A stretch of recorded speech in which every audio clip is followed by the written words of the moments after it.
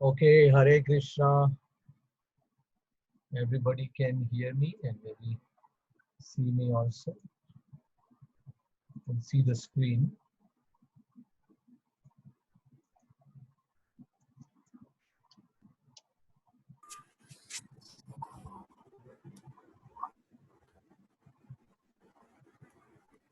So we will go from chapter 3 से शुरुआत करेंगे. चैप्टर 3 का जो लास्ट पार्ट था. आज ये लोग ज्वाइन नहीं कर रहे क्या?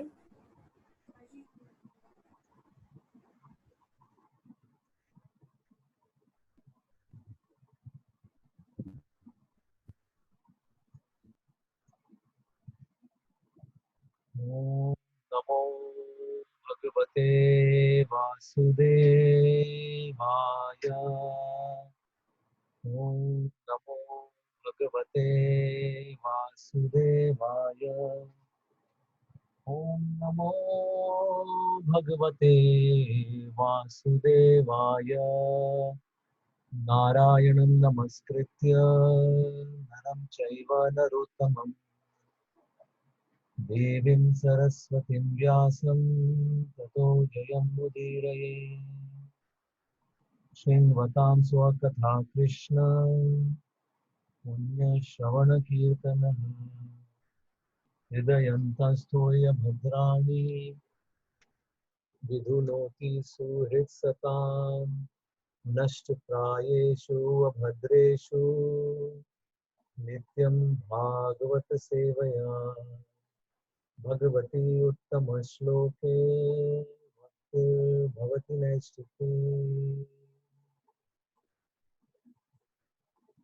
मुखं करोति वाचालं पङ्गुं लङ्घयते गिरिं. यत्कृपातमहं वन्दे श्रीगुरुं दीनकारणम्.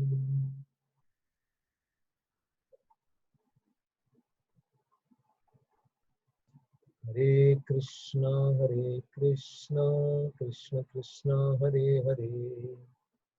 हरे राम राम राम हरे हरे. जय हो. हरे कृष्ण. ओके, सो अब हम तीसरे अध्याय का आखिरी पार्ट आज करेंगे और उसके बाद में चौथे अध्याय पे जाएंगे. तो तीसरे अध्याय में हमने क्या पढ़ा था? कोई भी एनीवे कोई एक पॉइंट बोलेगा? कोई कुछ तीसरे अध्याय में क्या था? तीसरा अध्याय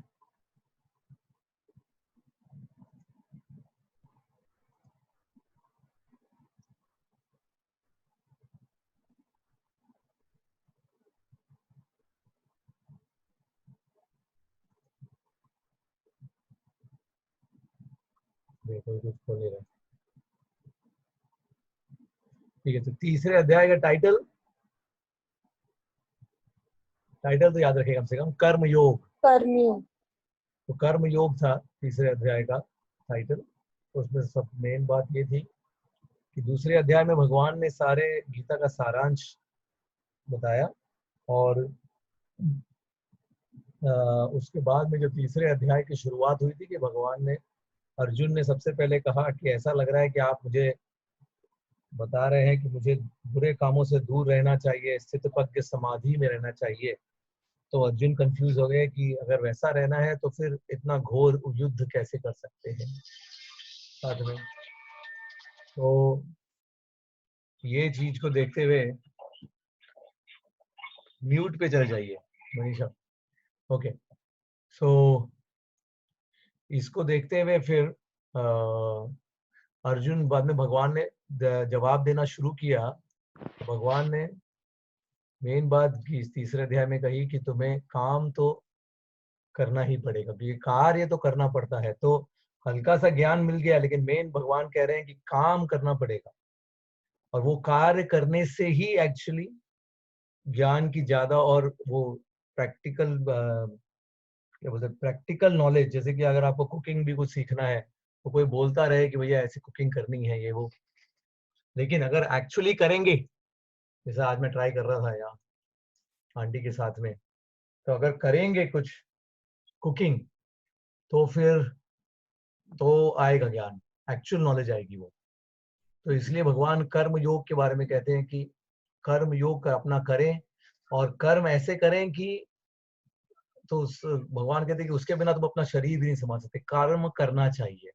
और कर्म कैसे करना चाहिए वो हमने पहले देखा था, कर्म यज्ञ के रूप में करना चाहिए, मतलब यज्ञ भगवान को अर्पित करते हुए, भगवान को फल अर्पित किया, ना कुछ क्रेडिट लिया, ना उसके फलों का ये की आशा की, वो उस चीज को कहते हैं यज्ञ के रूप में किया, यज्ञ के रूप में। और ऐसा ही भगवान ने, ये हम लोग दुनिया को देखते हैं तो सारे जो देवी देवता है वो ऐसे ही बने हैं। देवी देवताओं को भगवान ने ऐसा एडमिनिस्ट्रेटर बनाया है कि वो अपने सारे उसका ध्यान रख, पूरे पूरे यूनिवर्स में अलग अलग चीजें प्रोवाइड करते हैं सभी लोगों को।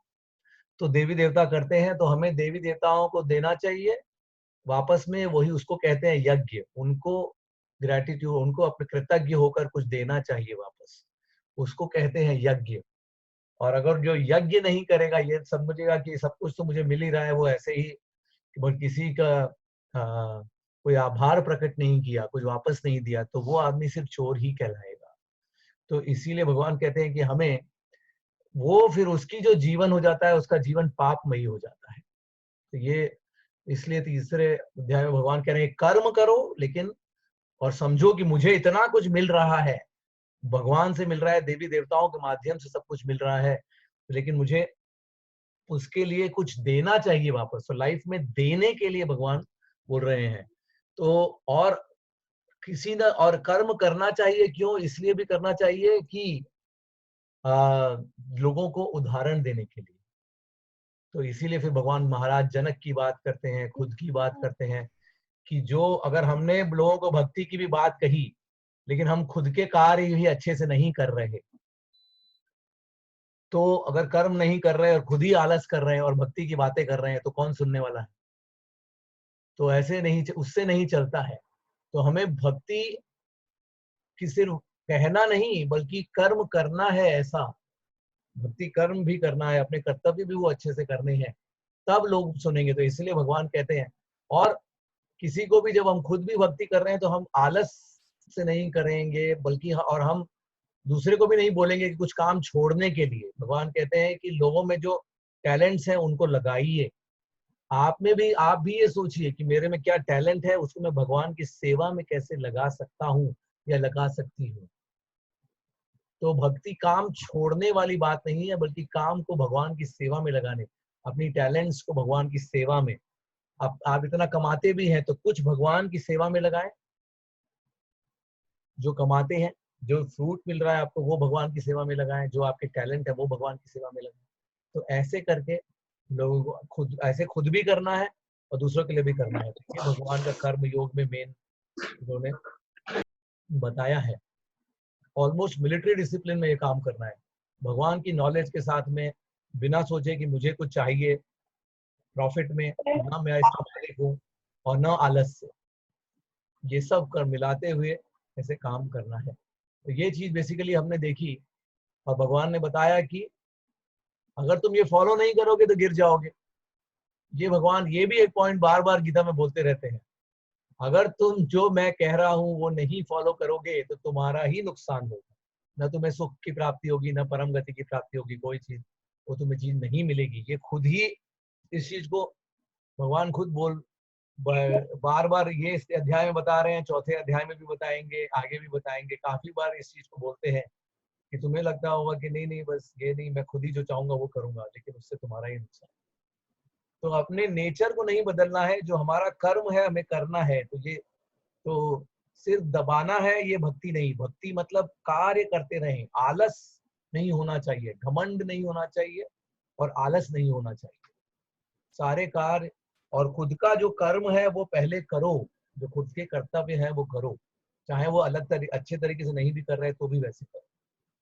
तो अर्जुन का फाइनली क्वेश्चन आया था जो हमने देखा था कि आप कह रहे हैं कि ऐसे मिलिट्री डिसिप्लिन में काम करो, ऐसे ऐसे काम करो कि तुम्हें न कोई आलस होना चाहिए, न घमंड होना चाहिए कि मैं मालिक हूँ, तुम उस फलों का तुम पर अधिकार नहीं, न उसके मालिक तुम हो, न किसी पे तुम कंट्रोल कर सकते हो, लेकिन फिर भी अपने कर्तव्य पूरे जोश से ये करो और मुझे अर्पित करने के लिए करो एकदम। तो ये आने में समय लगता है थोड़ा, ये चीज होने में समय, क्योंकि वो आगे जाकर, जैसे मैंने वो जॉन्डिस का पीलिया का एग्जांपल दिया था, कि आगे जाकर ये ऐसा आता है, क्योंकि अभी हम उस लेवल पर नहीं हैं, तो हमें ऐसा लगता है कि ये बात बहुत अच्छी है, लेकिन फिर भी हम देखते हैं कि अंदर से जब चाहते हैं अच्छा करना भी, तो भी नहीं कर पाते हैं। अब जैसे सोच लिया हमने कि भगवान का नाम लेना है रोज, लेकिन फिर भी किसी न किसी तरीके से ऐसा हो जाएगा कि अरे आज नहीं ले सकते, और ये हो गया वो हो गया, 1000 काम और आ गए। भगवान की कुछ कथा सुननी है, भगवान के बारे में पढ़ना है, ये और प्रसाद को भोग लगाना है, कुछ सेवा करने की सोचनी है, ये वो, और ये चीजें, और बाकी भी और चीजें, अपनी डीलिंग्स जो हो रही हैं लोगों के साथ में, उसमें भी हम कई बार बस वो भी हो जाता है कि गलत व्यवहार कर लेते हैं, मन नहीं करता, अच्छी भक्ति का काम करना है, व्यवहार भी अच्छा करना है, लेकिन कई बार वो नहीं हो पाता। ऐसा लगता है कि अंदर से कोई चीज ही हमें रोक रही है अच्छा काम करने से। काम, क्रोध लोभ ये सब हो जाते हैं। तो पता है कि क्या अच्छा है करना, लेकिन फिर भी नहीं कर पाते। ये आखिरी चीज, अच्छा कर्म, भक्ति कर्म नहीं कर पाते, ये चीज ही फाइनली अर्जुन ने पूछी। तो अब उसका जवाब हम देखेंगे कि भगवान क्या दे रहे हैं, कि ऐसा क्या है जो हमें अंदर से अच्छा काम करने से रोक रहा है, हमारा दुश्मन कौन है, ये हम आज देखेंगे। श्री भगवान उवाच कामेश क्रोध एष रजो गुण समुद्भवः महाशनो महापापा विद्येनम निह वैरिणम। तो कौन है हमारा ये दुश्मन? श्री भगवान ने कहा, हे अर्जुन, इसका कारण रजोगुण के संपर्क से उत्पन्न काम है, जो बाद में क्रोध का रूप धारण करता है, और जो इस संसार का सर्वभक्षी पापी शत्रु है। तो शत्रु कौन है जो हमें एक्चुअली रोक रहा है इस चीज से? वो है काम। और काम वो चीज है, इसको पैशन, जिसे हमने 3 गुण आगे जाके वो पहले देखे थे समरी में भी। रजोगुण, रजोगुण से आता है काम, और वो जो काम आता है, जब वो काम मतलब जैसे हमने सेकंड चैप्टर में देखा था, हम किसी काम मतलब हमें किसी चीज की आ, तीव्र लालसा, तीव्र लालसा हो जाती है, तो मुझे ऐसा चाहिए कि ये ऐसा होना चाहिए, एकदम तीव्र लालसा हो जाती है। तो मैं ही जब वो हो जाती है, वो पूरी नहीं होती वो चीज, तो यहाँ पे भगवान लिख रहे हैं उससे क्रोध आता है।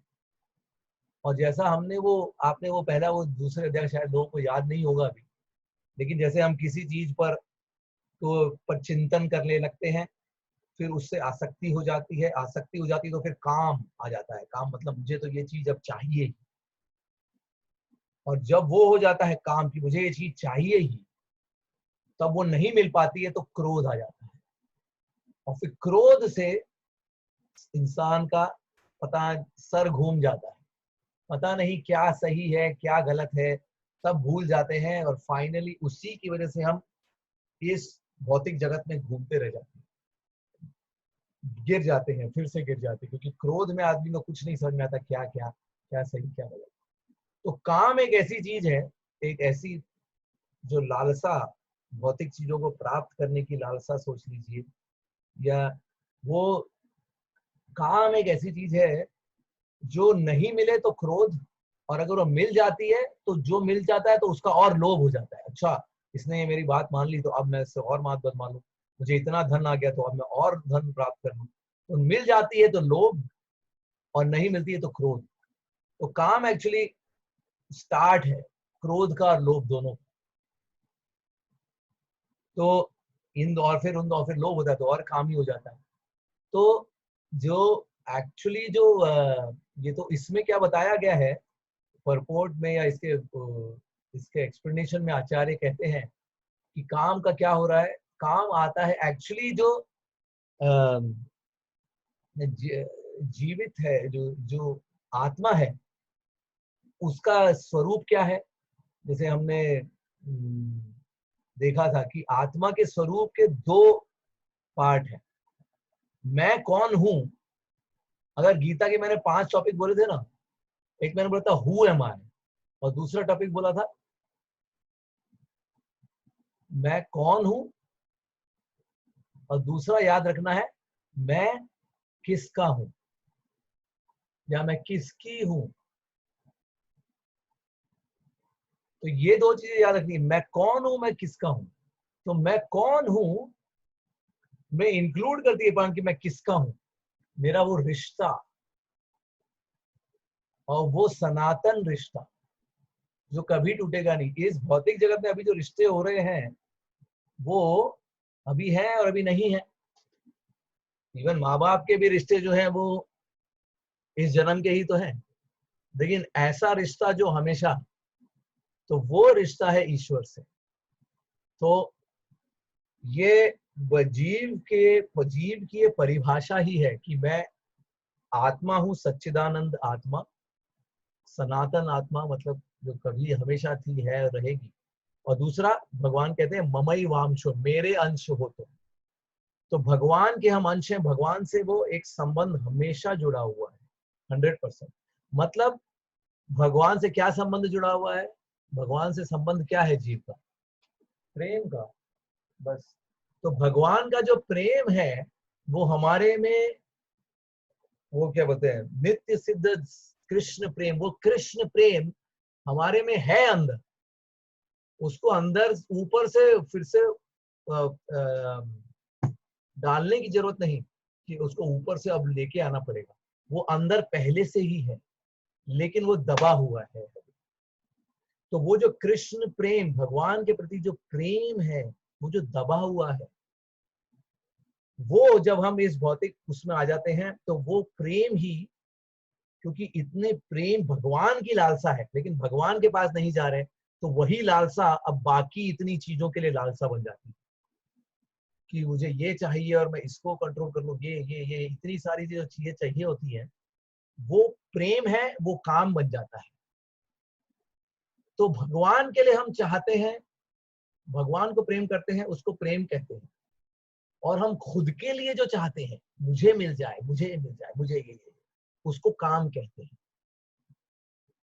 तो वही प्रेम, जैसे दूध में हल्का सा दही डाल दो वो दही बन जाता है, तो वो दही बन जाता है काम। वही था एक्चुअली पहले प्रेम। और जब वो काम पूरा नहीं होता तो ये काम हो जाता है रजोगुण में, और रजोगुण से वो नीचे चला जाता है तम गुण में, गुस्सा, वो क्रोध वगैरह से नीचे चला जाता। तो हमें क्या करना है, इस काम को सत्व गुण और फिर उसके ऊपर लेके जाना है। वो कैसे जाएगा वही हम लोग आगे देखेंगे कि भगवान से जब कनेक्ट करते हैं तो उससे वो जो भगवान का जब प्रेम और आगे आएगा तो ये काम और कम हो, तो काम धीरे धीरे कम होगा। इसका मतलब कल का जो एक पॉइंट आया था कि क्या मैं अपने बच्चों पे कभी गुस्सा ही नहीं करना चाहिए मुझे, वो एक अलग पॉइंट है। क्योंकि कई बार बच्चों को आपको दिखाना पड़ेगा कि आप गुस्से में हो, क्योंकि उसके बिना वो मानेंगे ही नहीं। तो इसका मतलब ये नहीं है कि कभी भी आप कभी दिखा, लेकिन उसके ही आप कंट्रोल में आके आप अपने आप को लूज कर दिए, तो वो मतलब क्रोध ने आपको कंट्रोल कर लिया। लेकिन कभी आपको दिखाना पड़ सकता है कुछ ऐसा, कुछ आपको, क्योंकि वो किस लिए, दूसरे बच्चे के ही अच्छे के लिए, उसके उसके अच्छे के लिए। कभी आपको कुछ चीज, ऐसा नहीं है कि आप बिल्कुल कुछ कड़क होके कभी बोल नहीं सकते, आप बोल सकते हो, लेकिन उसको सोच समझ कर अच्छे से, उसके उसमें आकर नहीं कि अब तो बस रोष में आके अब ये कर दो, वो चीज मतलब क्रोध ने आपको कंट्रोल कर लिया। लेकिन आदमी तो ऐसा नहीं है कि ये जो बोल रहे हैं तो बस अभी तो अब वो आदमी बस चुपके से बैठ गया, वो कभी कुछ बोल नहीं सकता, कुछ ऐसे ही। वो इसका मतलब नहीं है। इसका मतलब ये है कि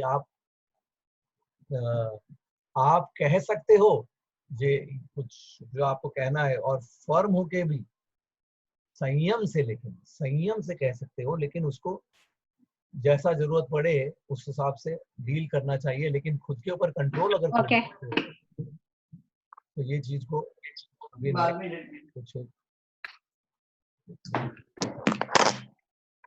आपके वाले अभी नेक्स्ट वो देखेंगे कि भगवान इसका थोड़ा और एक्सप्लेनेशन दे रहे हैं।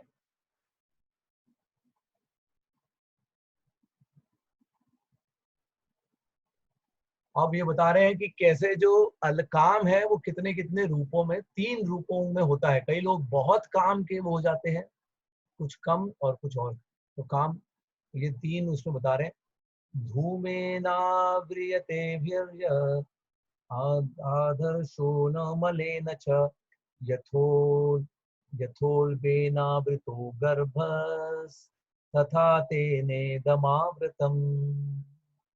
जिस प्रकार अग्नि धुएं से, दर्पण धूल से अथवा भ्रूण गर्भाशय से आवृत रहता है, उसी प्रकार जीवात्मा इस काम की विभिन्न मात्राओं से आवृत रहता है। तो ये भगवान बता रहे हैं 3 एग्जाम्पल कि काम लोगों को अलग अलग तरीके से कवर करता है। जैसे मैंने बताया काम अलग अलग लेवल पे, एक ग्रॉस आप बोल सकते हैं स्थूल काम जो है वो वैसे कि पुरुष और महिला में जो आकर्षण होता है उसको काम कहते हैं। लेकिन और भी तरीके के काम होते हैं कि धन के प्रति बहुत काम है, या कोई पदवी के प्रति और मेरी प्रशंसा हो, इसके प्रति भी काम है। तो ये अलग अलग तरीके के काम होते हैं। इसमें मेन चीज यही है कि मैं एंजॉयर हूं, मतलब मैं ही भोक्ता बनूं, और मैं ही कंट्रोलर, मतलब मेरे वश में हो। तो कंट्रोलर, प्रोप्राइटर और एंजॉयर, मतलब मैं मालिक, मैं मेरे वश में है वो चीज, और मैं उसका भोगी हूं, भोक्ता। ये चीजों की जो भी कामना जितनी होगी उतना, जैसे हनुमान जी ने भी गुस्सा किया, लेकिन वो इस वजह से नहीं किया, उन्होंने सिर्फ सेवा के लिए किया, इसीलिए वो गुस्से में ही तो उन्होंने सारी लंका को जलाया। लेकिन उन्होंने उस गुस्से को यूज किया। अर्जुन भी गुस्सा होकर ही तो लड़ेंगे, ऐसा कोई थोड़ी शांत होकर लड़ रहे हैं। कोई लड़ नहीं सकता ऐसा कि वो, अगर उनको लड़ना है तो उनको कुछ जोश तो दिखाना पड़ेगा ऐसे। तो लेकिन वो इसलिए नहीं कि मुझे ये मिल जाए, मैं कंट्रोलर, प्रोप्राइटर और एंजॉयर बन जाए। तो लेकिन जिसमें बहुत हम लोग देखते हैं अलग अलग लोगों के अलग अलग उसमें होता है। तो जिसमें ज्यादा काम होता है वो, तो 3 उदाहरण क्या बताए हैं कि एक तो जो बच्चा गर्भ में होता है वो सबसे ज्यादा ढका हुआ है गर्भ से, बिल्कुल हिल नहीं पाता। तो वो एक तरीके का एकदम काम, बहुत ज्यादा काम में लोग डूबे हुए हैं। दूसरा है दर्पण धूल से डाला हुआ है, तो उसमें भी दर्पण ढका हुआ है काम से, मतलब वो धूल से। और उससे कम होता है, सबसे कम अग्नि में जो धुआं होता है। तो अग्नि में जो धुआं होता है वो सबसे कम, उसमें धुआं को आप इजीली आप हटा सकते हो। तो ये अलग अलग लेवल पे काम कवर होते हैं। और उसमें एक उदाहरण में ये भी बताया गया है कि एक्चुअली कुछ जीव जो बहुत ज्यादा उसमें चले जाते हैं, कि जैसे ट्रीज हैं, पेड़ हैं, तो पेड़ बहुत ज्यादा वो जीव है उनमें एकदम काम से भरे हैं एक्चुअली। इसीलिए उनको वो, जैसे पेड़ और जानवर का जो जन्म होता है वो नीचे वाला जन्म होता है, क्योंकि वो बहुत काम में डूबे हुए हैं। तो वो पेड़ बिल्कुल ही ढका हुआ है, इसलिए वो हिल भी नहीं सकते, बहुत काम में डूबा हुआ है। फिर जानवर और फिर मनुष्य, ये भी एक उदाहरण बताया गया है। लेकिन मनुष्य जीवन में भी अपन देख सकते हैं कि लोग अलग अलग काम के उससे कवर्ड हैं, और मुझे भगवान हमें बताएंगे कि कैसे उस काम के उसको हम धीरे धीरे उसको कम कर सकते हैं। आवृत्य ज्ञान में तेन ज्ञानिनो नित्य वैरिण काम रूपेण कौन्तेया दुष्पुरेणानलेन च। इस प्रकार ज्ञान में जीवात्मा की शुद्ध चेतना उसके काम रूपी नित्य शत्रु से ढकी रहती है, जो कभी भी तुष्ट नहीं होता और अग्नि के समान जलता रहता है। तो भगवान, कई लोग क्या कहते हैं कि अपनी इंद्रियों को जितना दे सकते हो उतना दे दो। कई लोगों का ये फिलॉसफी रहती है कि जो खाना है खाओ, जो देखना है देखो, जो सुना है सुनो, सब कुछ एंजॉय कर लो, उसके बाद में आपको वैराग्य अपने आप आ जाएगा। लेकिन एंजॉय करते रहो, एंजॉय करते रहो। लेकिन यहाँ पर भगवान ने उसका तोड़ दे दिया है। भगवान ने बोल दिया ये काम ऐसी चीज है, जितना आप एंजॉय करते रहोगे तो वो एक अग्नि के समान है, उसमें जैसे घी डाल दिया आपने तो वो तो बढ़ती ही रहेगी, वो कभी खत्म नहीं होने वाली। दुष्पुरेणान लेन च, मतलब जैसे अग्नि बढ़ती ही जा रही है, वो कभी खत्म नहीं होगी। इसलिए आदमी को रेगुलेटेड लाइफ जीना जरूरी है। कुछ तो आपको थोड़ा बहुत इंद्रिय का एंजॉयमेंट चाहिए, थोड़ा बहुत तो चाहिए, लेकिन आपको उसको रेगुलेटेड रखना पड़ेगा। अगर आपने उस पर रोक नहीं लगाई, आपने बोला कि मुझे जो चाहिए वो मैं करूं, अब वो अगर कर दिया तो ये काम जो है आपका बढ़ता ही रहेगा, बढ़ता ही रहेगा, इसको कभी भी खत्म नहीं होने वाला ये चीज को। तो कई लोग सोचते हैं मैं इतनी सिगरेट लेता हूँ इतनी, लेकिन वो धीरे धीरे सिगरेट बढ़ती जाती है। कई लोग सोचते हैं मैं गलत चीजें इंटरनेट पर देख रहा हूँ, अश्लील चीजें भी देखते हैं, थोड़ा ही देखेंगे थोड़ा ही देखेंगे, लेकिन वो धीरे धीरे धीरे धीरे करके वो कब बढ़ जाएगी और कितना आपको खींच लेगी, उसका कोई अंत नहीं है। तो काम का कोई, यही गीता के इस श्लोक से हम समझ सकते हैं कि उसका कोई अंत नहीं है। वो आपको बिल्कुल एकदम इसलिए अपने आप को रेगुलेटेड धीरे धीरे करना ये सबसे ज्यादा जरूरी है। तो अब भगवान बता रहे हैं ये काम कहाँ पर स्थित है, क्योंकि दुश्मन है हमारा। ये जो हमारी टेंडेंसी है मैं एंजॉय करूं, कंट्रोल करूं और मालिक बनूं हर चीज का, ये हमारी, ये जो काम अंदर इतना भरा पड़ा है, ये कहाँ पर भरा पड़ा है। तो शत्रु कहाँ पर है, अब ये बता रहे हैं। इंद्रियाणि मनोबुद्धिर स्याधिष्ठान मुच्यते एतैर्विमोहयत्येष ज्ञानमावृत्य देहिनम्। इंद्रिया, मन तथा बुद्धि इस काम के निवास स्थान है, 3 जगहों पर है। इनके द्वारा यह काम जीवात्मा के वास्तविक ज्ञान को ढककर उसे मोहित कर लेता है। तो मेन क्या हो रहा है गया, इसका प्रॉब्लम क्या है काम का, तो बोलेगा क्यों नहीं हम कंट्रोल ऑफ प्रोपाइट, उससे आपका जो वास्तविक ज्ञान है कि मैं भगवान का नित्य सेवक हूं, ये जगह मेरी जगह नहीं, मुझे उनके पास जाना है, ये जगह दुखालयम अशाश्वतम है, यहाँ पर सब पाकर भी मैं फाइनली दुखी हो जाऊंगा। तो सिर्फ यहाँ पाने में ही मेरा पूरे टाइम काम ये लगा रहे, तो ये सारा जो ज्ञान है उस ज्ञान को वो ढक देता है। तो इंद्रियां, मन और बुद्धि, इन तीनों जगहों पर ये काम है, तीनों जगहों पर बैठा हुआ है। ये चीज भगवान इसमें बता रहे हैं। फिर 41, 3 और श्लोक है अभी इसमें, जिसमें भगवान बताएंगे कैसे इस काम रूपी उसको कंट्रोल किया जाए। तो अब बोल रहे हैं कि 41 में भगवान कह रहे हैं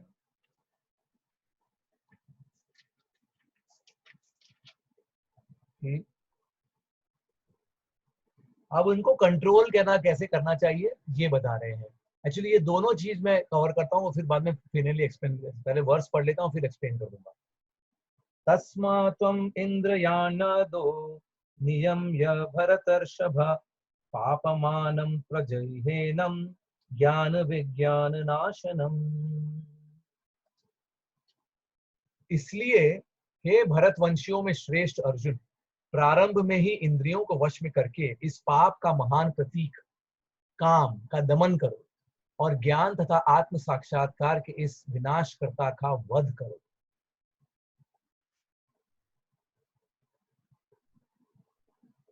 इंद्रियाणि परानाहुर इंद्रियेभ्य परम मनः मनसस्तु परा बुद्धिर यो बुद्धे परतस्तु सहा। कर्मेंद्रियां जड़ पदार्थ की अपेक्षा श्रेष्ठ है, मन इंद्रियों से बढ़कर है, बुद्धि मन से भी उच्च है और वह आत्मा बुद्धि से भी बढ़कर है। अभी आखिरी पढ़ेंगे और फिर उसके बाद में इसका जस्ट क्विक एक्सप्लेनेशन। एवं बुद्धे परम बुद्ध्वा संस्थाभ्यायात्मनात्मना जहि शत्रुं महाबाहो काम रूपम दुरासदम। इस प्रकार हे महाबाहु अर्जुन, अपने आप को भौतिक इंद्रियों, मन तथा बुद्धि से परे जानकर और मन को सावधान आध्यात्मिक बुद्धि कृष्ण भावनामृत से स्थिर करके आध्यात्मिक शक्ति द्वारा इस काम रूपी दुर्जय शत्रु को जीतो। तो अब just to explain this briefly कि ये क्या कह रहे हैं इसमें इसमें पहली बात तो भगवान बता रहे हैं कि एक जब हमारे जो, क्योंकि भगवान ने क्या बताया, सिर्फ सिंपल उसमें बता देता हूँ, वैसे तो इसको बहुत डिस्कस कर सकते हैं इसे, लेकिन सिंपल उसमें हमारे अंदर भगवान के प्रति प्रेम बैठा हुआ है, बहुत भगवान के प्रति प्रेम है हमारे ऑलरेडी, लेकिन वो काम में बदल गया है। तो अब हम भगवान के प्रति प्रेम करने के बजाय खुद के लिए ही सब चाह रहे हैं। उसको उल्टा करना है कि अब भगवान के प्रति हम उतना प्रेम धीरे धीरे उसको कन्वर्ट वापस करें। तो ये हमारा सबसे बड़ा दुश्मन है, अलग अलग तरीके से। अब शरीर में क्या है, भगवान ने बताया शरीर में 4 चीजें हैं भाई। एक तो इंद्रियां, फिर मन, फिर बुद्धि और फिर आत्मा। इंद्रियां सबसे नीचे, तो आपके आंख है, हाथ है, नाक है, ये सारी चीजें इंद्रियां, तो ये सबसे नीचे। मन उसके ऊपर, मन का क्या काम है, ये सोचता है, ये सोचता है, उसका संकल्प विकल्प उसको कहते हैं कि वो बस वो ये अच्छा है, ये बुरा है, ये अच्छा है, ये बुरा है, बस ये मन पूरे टाइम यही करता रहता है। अब मेरा ये मन नहीं कर रहा, कई बार बच्चे और हम लोग भी कहते हैं ये मन नहीं कर रहा, ये मन कर रहा है, ये अच्छा लग रहा है, ये बुरा लग रहा है, ये वो, आज उठने का मन नहीं कर रहा, उठने का मन कर रहा, ये वो, ऐसा आजा, बस मन पूरे टाइम। किसी का मन अगर बहका है यहाँ पर, जैसे वो गाना है, मन क्यों बहका रे बहका, मन सबका ही बहका है, खाली वो उन्हीं का नहीं, सबका बहक रहा है। तो मन चंचलम ही मना कृष्ण। इससे ऊंची है बुद्धि। बुद्धि क्या है, बुद्धि मतलब हम सोच समझ कर कुछ करें। मन मतलब बस मन बहक रहा है, उसको सोच थोड़ी रहा है, वो बस बहक रहा है ऐसे। बुद्धि मतलब अच्छा भाई, मन तो मेरा बहक रहा है कि मैं ये रसगुल्ला खा लूं, लेकिन मुझे डायबिटीज है, मुझे नहीं खाना चाहिए। तो ये बुद्धि कह रही है। हाँ, बुद्धि कह रही मत खाओ, लेकिन मन बस लगा हुआ है, मेरा तो मन कर रहा था। तो बुद्धि ये चीज है जो बराबर डिसीजन ले सकती है, वो बुद्धि। लेकिन इन सब के ऊपर है आत्मा, इन सब के ऊपर है आत्मा। तो जो मन के ऊपर, जो इंद्रियों के ऊपर जो बैठता है, वो मन है। मन से इंद्रियां कंट्रोल होती है, मुझे देखना है या नहीं देखना, ये वो है। और मन को कौन बताना चाहिए, बुद्धि, कि ऐसा करो वैसा करो। और उसके ऊपर, सबसे ऊपर बैठे हैं वो एक्चुअल इंसान, वो इंसान जो बैठा है सोल। उसमें वो रथ का भी उदाहरण देते हैं कि जो रथ के जो घोड़े हैं वो इंद्रियां हैं, और जो रथ की जो लगाम है वो मन है, और रथ में जो सारथी बैठा है वो है बुद्धि, और जो ग्राहक बैठा है उस रथ में वो है आत्मा। तो वो बुद्धि को बराबर ड्राइव, बुद्धि बुद्धि अच्छे से ड्राइव करे, जिससे कि मन की लगाम से कंट्रोल करके हमारे इंद्रियों को वश में करके और इस शरीर रूपी रथ को सही जगह पर ले जाए। ऐसा उपनिषद में ये बताया गया है। लेकिन हो क्या जाता है, उल्टा हो जाता है ना जनरली। जो इंद्रियां सोचती हैं, इंद्रियां उल्टा हो जाता है, इंद्रियां सबसे ऊपर बैठ जाती है कि मुझे बस ये देखना है, सुनना है, ये करना है, वो करना है, वो बस मन, जो भी इंद्रियां, बेसिकली मन उसके बेसिस पर चला जाता है, बुद्धि उतना जोर लगा नहीं पाती और हम अंदर दब जाते। तो ये चीज हो जाती है। तो इसको ही भगवान कह रहे हैं कि ये समझो कि तुम सबसे ऊपर हो, सबसे पहली बात। लेकिन उसमें फिर ये भी समझना जरूरी है कि हमारे ऊपर भी एक है, और वो है भगवान ईश्वर खुद, और वो परमात्मा के रूप में इस शरीर में बैठे हुए हैं। तो अगर हमने भगवान से वो आत्मा को कनेक्ट किया, तो पूरा चीज वो उल्टी हो सकती है वापस। मतलब आत्मा जब भगवान से कनेक्ट हो जाती है तो आत्मा में वो शक्ति आ जाएगी, और फिर जो भगवान के शब्द है उनसे वो बुद्धि आ जाएगी। नहीं तो बुद्धि अभी कमजोर हो गई है।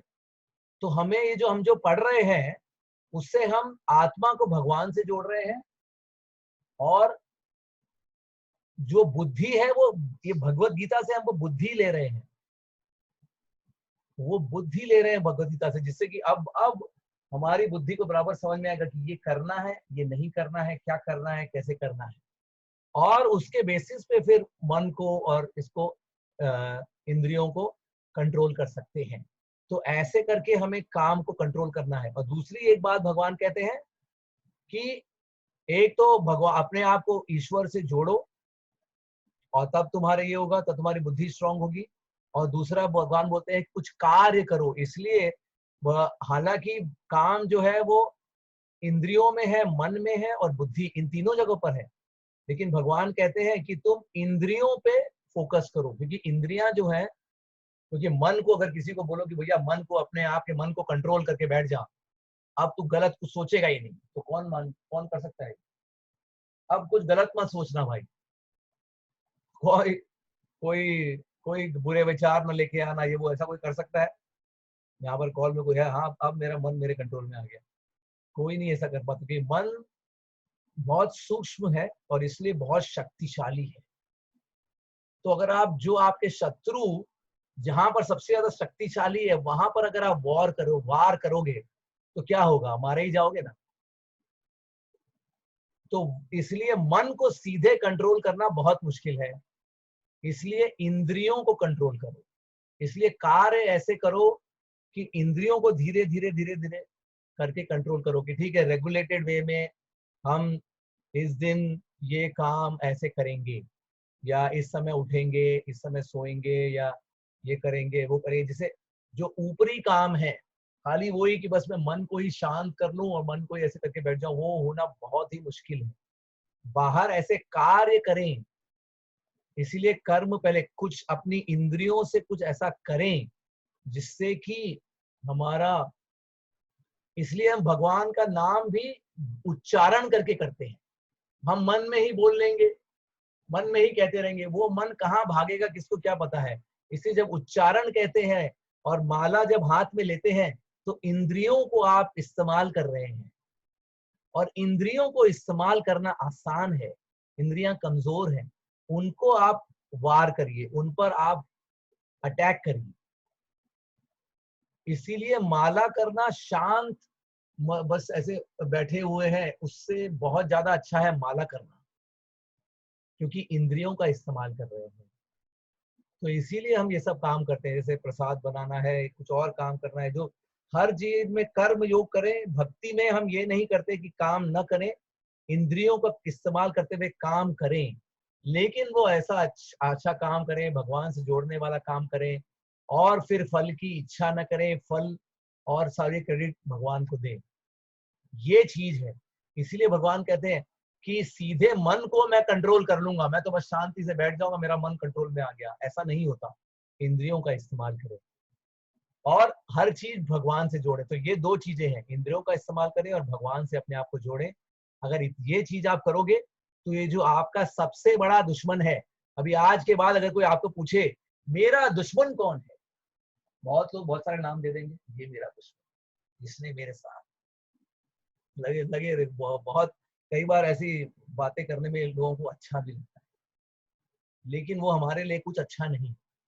क्योंकि यहाँ पर भगवान ने कहा नहीं है कि अरे इसका दुश्मन ये, उसका दुश्मन। नो, एक ही दुश्मन है, वो है काम। ये ही सबसे बड़ा दुश्मन है। विद्येना ये वैरिणम, बहुत ही सबसे दुष्कर दुश्मन एक ही है। आज के उसमें से एक लेके जाना है तो ये लेके चले जाना कि ये सबसे बड़ा दुश्मन है मेरा। मेरा जो काम, ये लालसा मेरी, कंट्रोल मालिक बनने की, एंजॉय करने की, भगवान से अलग होकर। जब भगवान से जुड़ोगे तो आपको अच्छा प्रसाद मिलेगा, ये मिलेगा, जो एंजॉयमेंट अपने आप साथ में आएगा उसके। जैसे बच्चा अगर अलग से बोले मैं तो माँ बाप की ना सुनूं, मैं तो बस खुद ही एंजॉय करूंगा, फाइनली वो गिर पड़ेगा।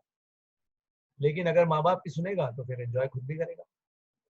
एक्चुअली अच्छे से। तो ये चीज को भगवान कह रहे हैं इसमें। अब हम लोग हमने तीसरा अध्याय खत्म किया, चौथे अध्याय पे जाएंगे। डेफिनेटली खत्म तो नहीं होगा तो थोड़ा, लेकिन आई थिंक आधा होगा।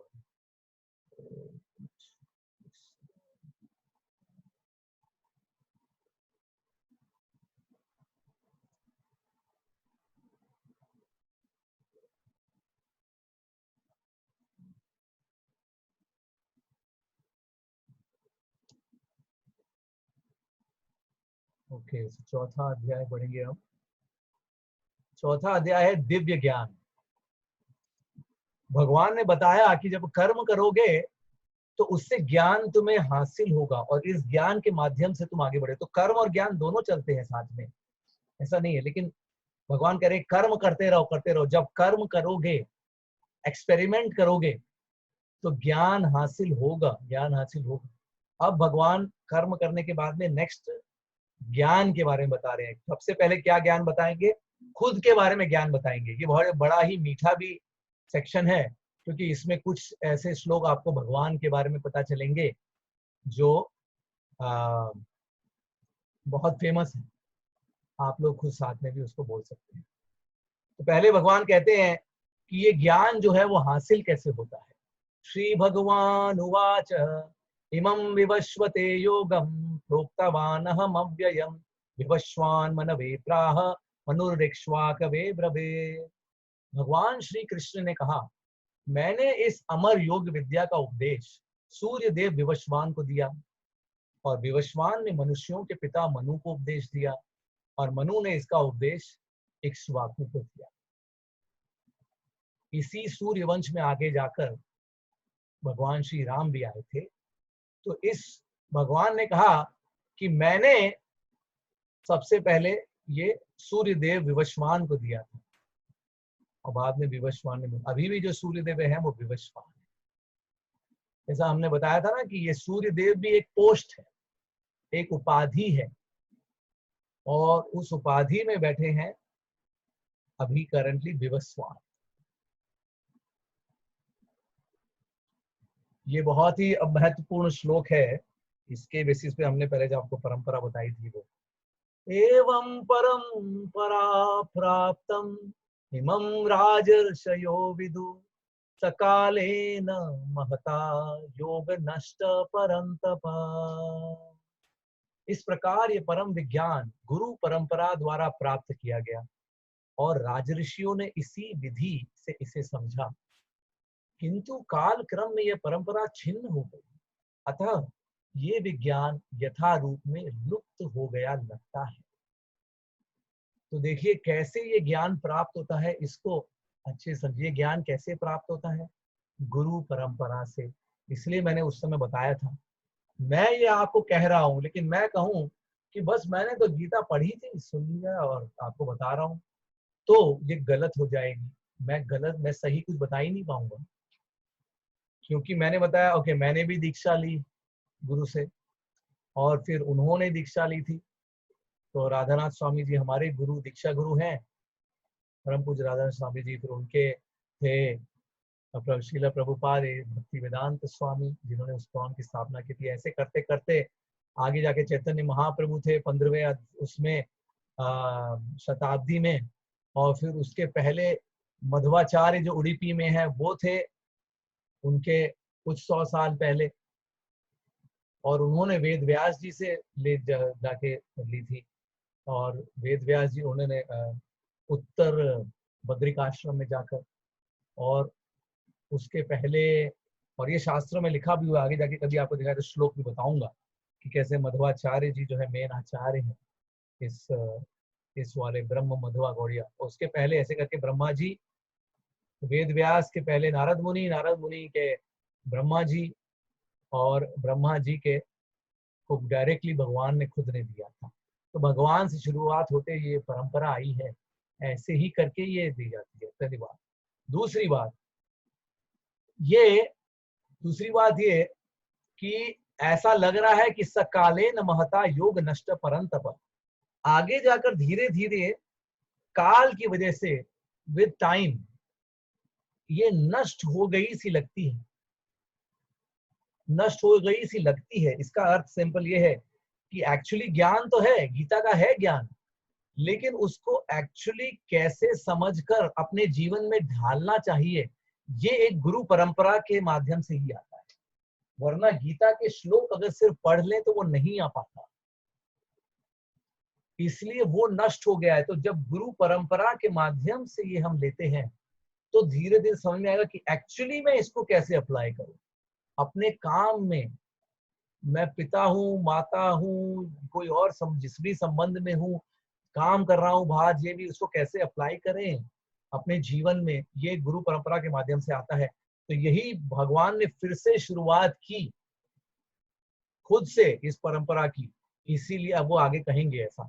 और तीसरी बात ये किसके लिए है? राजर्षयो विदु, राज ऋषि, जो राजा होते थे ऋषि के समान, उनके लिए ये है।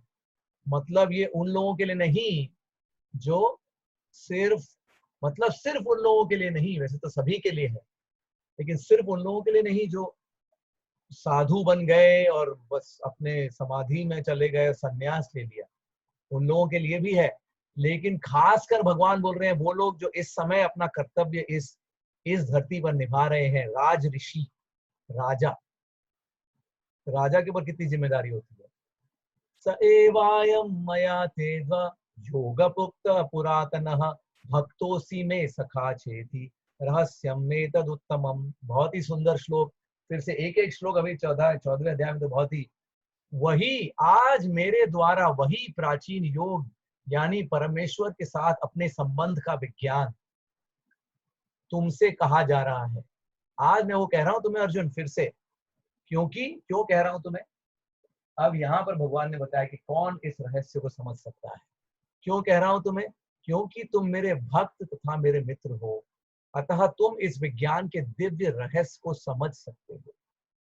तो जब तक भगवान के प्रति भक्ति नहीं होगी तब तक इस रहस्य को नहीं समझ पाओगे।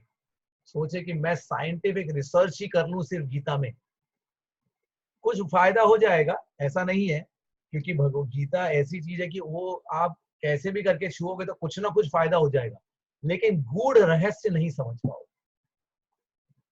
गूढ़ रहस्य सिर्फ भक्त ही समझ पाएगा। जैसे कि आप अगर, कोई इंसान होता है, वो किसी दूसरे इंसान को अपने बारे में सब कुछ एकदम अंदर की बातें किसको बताएगा? जिससे कोई नजदीकी संबंध हो उसी को तो बताएगा। हर एक को तो नहीं बोलेगा कि हाँ सब कुछ मैं तुम्हारे अपने जीवन का सारा रहस्य तुम्हें बता देता हूँ, नहीं करेगा ऐसे। हम ही नहीं करेंगे। तो ये हम नहीं करेंगे, ये क्यों है ऐसा? क्योंकि हम भी उनके ही बच्चे हैं, क्योंकि वो ऐसा नहीं करेंगे। जब कोई उनसे नजदीक का, उनसे संबंध रखने की इच्छा करेगा, कम से कम उनसे भक्ति करने की इच्छा करेगा, उससे तो वो पूरा अपना रहस्य बताएंगे। कोई बस ऐसे ही आके बात कर रहा है, ऐसे ही पढ़ने की कोशिश कर रहा है कि बस मैं ये पूरा इंटेलेक्चुअली साइंस को बस इसका ज्ञान समझ लूं, तो हम भी अपने, तो भगवान भी हमारी ही तरह है। क्योंकि ये एक रिश्ते की बात है, ये रिश्ते की बात है भाइयों। ऐसे तो रिश्ता तो तभी बनेगा ना जबकि कुछ आत्मीयता आए। तो आत्मीयता का मतलब ही है भक्ति। तो जब हम भगवान से भक्ति के रूप में उनके सामने समर्पण करने के लिए भक्ति के रूप में उनके पास जाएंगे, तभी ये रहस्य खुलेगा। अर्जुन हुआ। अब अर्जुन को एक डाउट आया है, और ये इंटरेस्टिंग डाउट है, क्योंकि अर्जुन को ये कैसे आ गया? अर्जुन सिर्फ हमारा ही एक, या फिर ऐसे लोगों का, अर्जुन ने भी भगवान को एक बार तो भगवान को पहले बोल दिया कि आप, ऐसा लग रहा है कि दोनों बातें बोल रहे हैं, लड़ो भी और लड़ोगे मत, मुझे नहीं समझ में आ रहा आप क्या बोल रहे हैं। अब अर्जुन फिर से एक बहुत इंटरेस्टिंग क्वेश्चन पूछते हैं, क्योंकि भगवान ने क्या कहा कि मैंने ये सूर्य भगवान को बताई थी ये बात। अब आप देखो कि भगवान राम आए हैं सूर्य वंश में। अब भगवान राम तो कितने पहले थे? भगवान कृष्ण के अवतार के पहले, और उनसे पहले आए होंगे सूर्य भगवान। तो ऐसा कैसे हो गया कि कृष्ण जो उनके सामने खड़े हैं उन्होंने ये गीता का ज्ञान सूर्य भगवान को दिया। तो अर्जुन ये क्वेश्चन पूछ रहे हैं। अर्जुन उवाच अपरं भवतो जन्म परम दिवस विवसतः कथमेत्तं दिवज्जानि यां त्वं आदौ प्रोक्तवानिति। अर्जुन ने कहा सूर्यदेव विवस्वान आपसे पहले हो चुके हैं, ज्येष्ठ हैं आपसे, तो फिर मैं कैसे समझूं कि प्रारंभ में ही आपने उन्हें इस विद्या का उपदेश दिया था। तो ऑब्वियसली अर्जुन जैसे भक्त को ये डाउट नहीं था, लेकिन वो हमारा रिप्रेजेंट करते। कोई बोल सकता है अरे वो तो आपसे बड़े हैं भाई, वो तो कब के जो कितने, आप तो अभी आए हो, आपका जन्म तो अभी हुआ है, मैं तो आपका हम उम्र हूं, तो मैं कैसे मान लूं कि आपने उनको ये ज्ञान दिया था पहले। इंटरेस्टिंग डाउट है, ये भी गीता में किसी को पता नहीं हो कि ये भी अर्जुन ने पूछा है गीता में। लेकिन क्योंकि वो अर्जुन ने ये पूछा, तो अर्जुन इतने समझदार थे, उनको पता है जैसे ये पूछेंगे तो अब भगवान ने कितनी कितनी सुंदर दिव्य बातें कही सिर्फ इस जवाब में। इसके लिए हम अर्जुन के आभारी हैं। भगवान ने ये नहीं कहा मूर्ख अर्जुन तुझे नहीं पता, या थप्पड़ मारे उसको, बस ये नहीं, ऐसा नहीं कहा, बल्कि उसको प्रेम से इसका जवाब दिया है भगवान। श्री भगवान उवाच बहुनी मे व्यतीतानि जन्मानि तव चार्जुन तान्यहं वेद सर्वाणि न तं वेत्थ परन्तप। तो गीता के इस श्लोक का बहुत स्पेशल एक वो है, क्योंकि गीता का ये श्लोक भगवान ने ऑलमोस्ट पहला कहा जिसमें भगवान ने बोल दिया कि अर्जुन ये ना सोचो कि मैं और तुम एक ही लेवल पर हैं, मैं और तुम बहुत ही अलग अलग लेवल पर हैं। क्या लेवल अलग है? तो यहाँ पर इस कॉल में कौन बैठा हुआ है जो कह सकता है कि पिछले जन्म में मैंने ये किया, उसके पिछले जन्म में मैंने ये किया, उसके पिछले जन्म में मैंने ये किया? कोई है ऐसा? 1 सेकंड का समय देते हैं, 2 सेकंड का। किसी ने कहा नहीं, मतलब कि किसी को नहीं याद है। तो भगवान ये कह रहे हैं, श्री भगवान ने कहा तुम्हारे तथा मेरे अनेकानेक जन्म हो चुके हैं अर्जुन, मुझे तो सबका स्मरण है, किंतु हे परंतपा तुम्हें उनका स्मरण नहीं रह सकता। तो ये है परम पुरुषोत्तम भगवान। क्योंकि हमें तो ये ही नहीं याद, जैसे आंटी मुझे बोलती है तुम भूलते रहते हो, तो हमें तो यही नहीं याद कि भैया आज सुबह अभी इतना क्या खाया था, कल क्या हुआ था, ये वो यही नहीं याद रहता।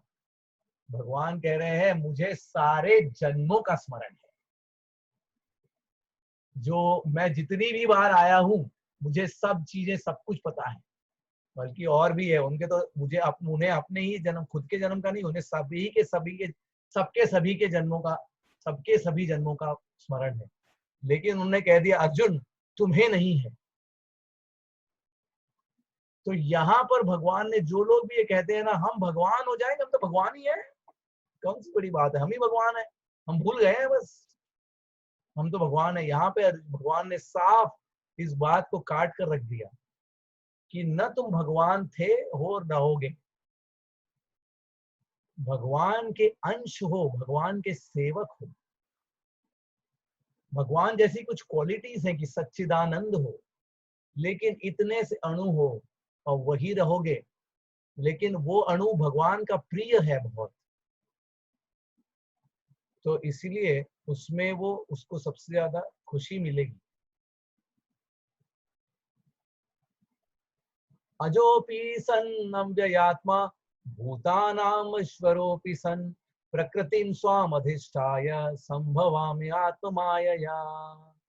यद्यपि मैं अजन्म तथा अविनाशी हूँ और यद्यपि मैं सजीव जीवों का स्वामी हूँ, सभी जीवों का मैं स्वामी, उन्होंने कहा अर्जुन तुम स्वामी हो, सभी स्वामी हैं, सभी जीवों का मैं स्वामी हूँ। इसीलिए तो हमने भगवान का डेफिनेशन किया था ना, सुप्रीम स्कोप, उसमें डिस्कवर जब हमने इंट्रोडक्शन किया था, जो सभी के स्वामी हैं, सब कुछ उनके कंट्रोल में है, सब कुछ। तो यद्यपि मैं सबका, तब भी मैं प्रत्येक युग में अपने दिव्य रूप में प्रकट होता हूँ। मैं आता हूं यहाँ पर, ये ना सोचना कि मैं भी तुम्हारी तरह ही एक जीव हूं, नहीं, मैं सारे जीवों का स्वामी हूं। तो वो बताया जैसे कि मैं भगवान नहीं हूं लेकिन कोई और भगवान है।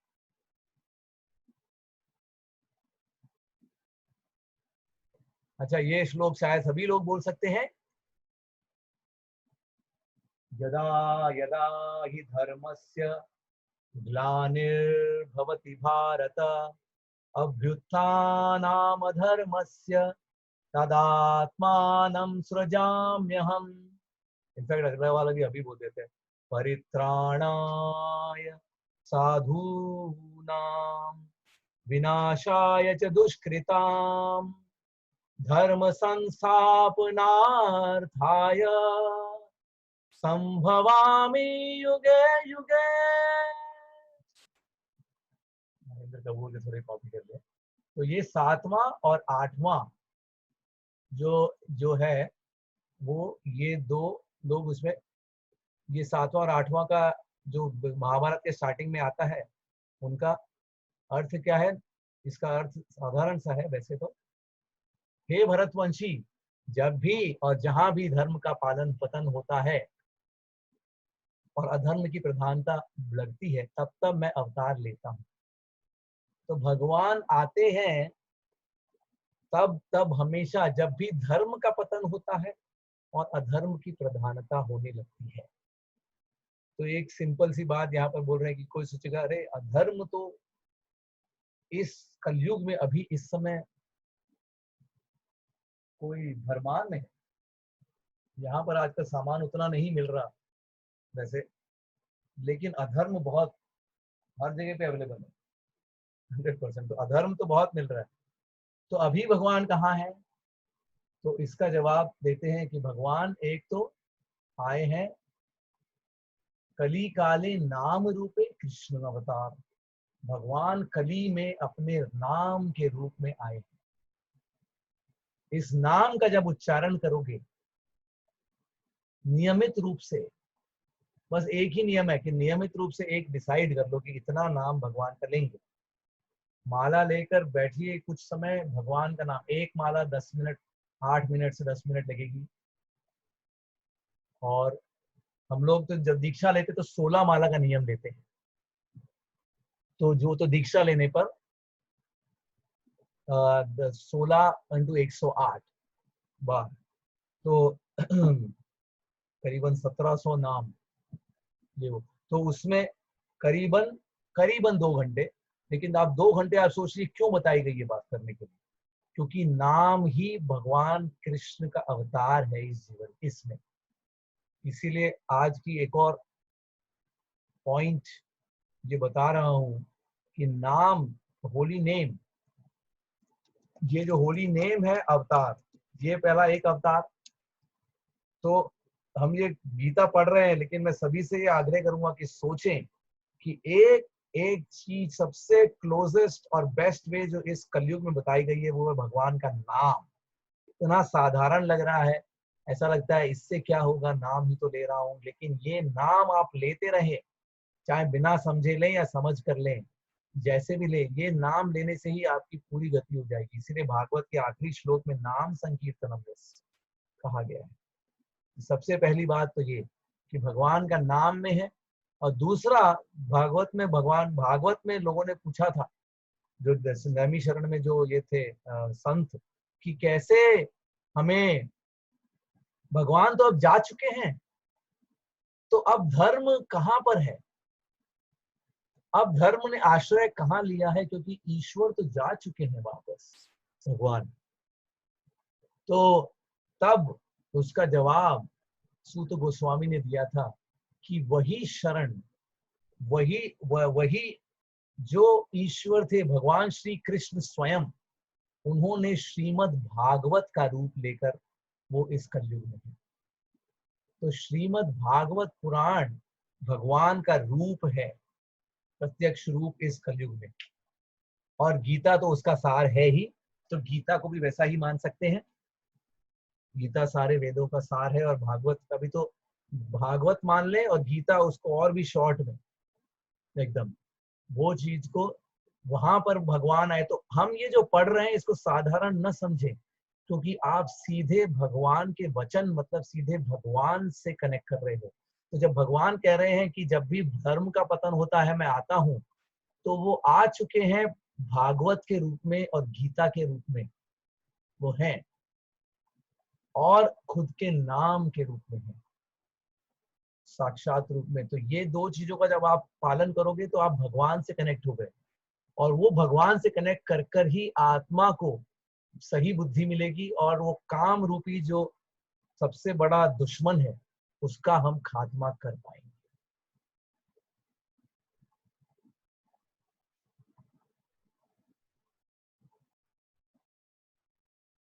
और परित्राणाय साधु नाम का क्या अर्थ है? भगवान कह रहे हैं कि मैं क्यों आता हूँ, 3 कारण बताए भगवान ने।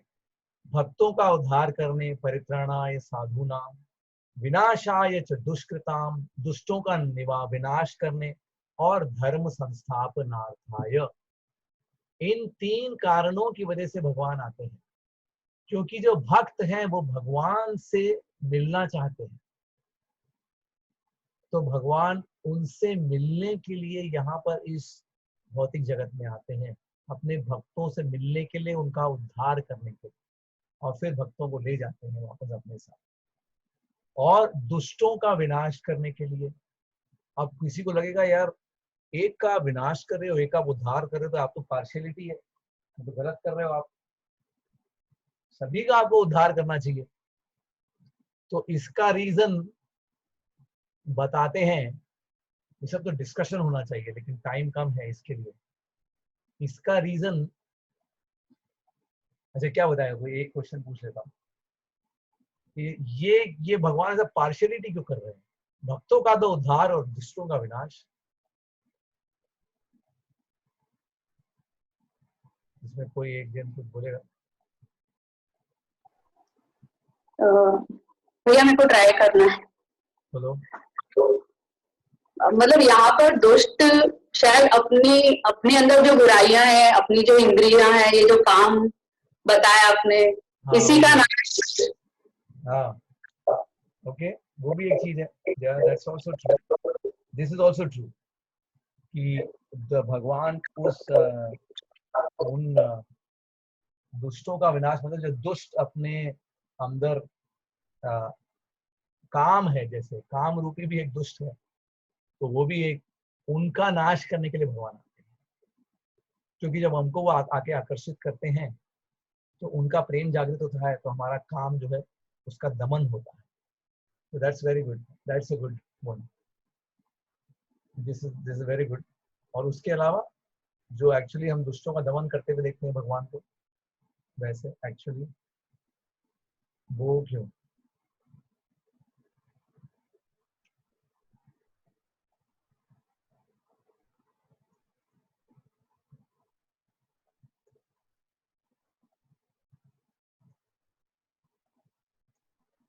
क्योंकि ये हमें समझना है कि गॉड का डेफिनेशन, भगवान की परिभाषा एक ही है दोस्तों। क्या परिभाषा है?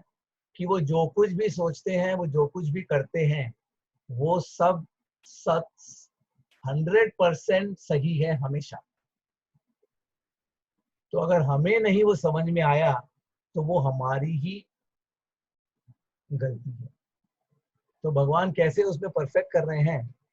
क्योंकि एक जब आदमी गलत ही करता जा रहा है तो उसको उस गलत काम से रोक देना, वो उसका उद्धार करना है। अगर बच्चा गलत ही काम करते जा रहा है तो उसको आप पनिश कर दो तो वो उसके लिए अच्छा है ना। आप उसको नहीं, हम उसको बस हाँ लल्लो चप्पो ही करते रहे उसकी, या हाँ बस ये, अगर उसका वैसे ही करते रहोगे तो वो तो और बिगड़ जाएगा। और आप उसको रोकोगे ही नहीं गलत काम करने से, तो वो तो और गलत काम करेगा, तो वो अपने कर्म फल में और डूबता ही जाएगा अंदर नीचे। तो क्योंकि वो गलत काम कर रहे हैं, उनका मेन पर्पस है भगवान से कनेक्ट करना, भगवान से प्रेम करना, लेकिन वो उल्टे दूर ही जाते जा रहे हैं, गलत ही करते जा रहे हैं। तो भगवान आते हैं, उनका नाश करना, उनका उद्धार करना है।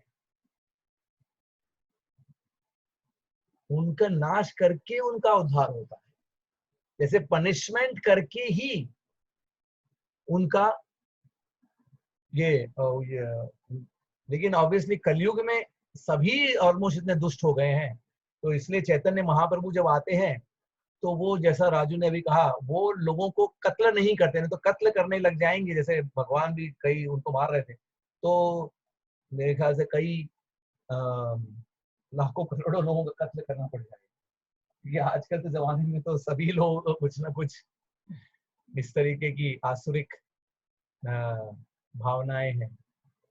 तो इसीलिए भगवान क्या किसका कत्ल करते हैं? जैसा आपने कहा, अंदर जो काम रूपी बैठा हुआ है, वो राक्षस जो बैठा हुआ है, उसका कत्ल करते हैं। उसका कत्ल होता है भगवान के नाम से। तो भगवान का नाम आपका कत्ल नहीं करता, भगवान का नाम आपके अंदर जो काम बैठा है उसका कत्ल करता है। ये भागवत हृदय अंतस्तु अभद्राणी विधुनोति सुहृत सताम, हृदय में जो आपके अभद्र जो बैठा हुआ है, नष्ट प्रायेषु अभद्रेषु, उसका नष्ट करने के लिए ये आया है, उसका खात्मा करने के लिए आया है। ये है भागवत और भगवान का नाम। तो इन्हीं का सहारा नहीं लेंगे तो ये काम रूपी को हम करते रहेंगे। तो ये, और इससे ही धर्म की स्थापना होगी। और धर्म क्या है?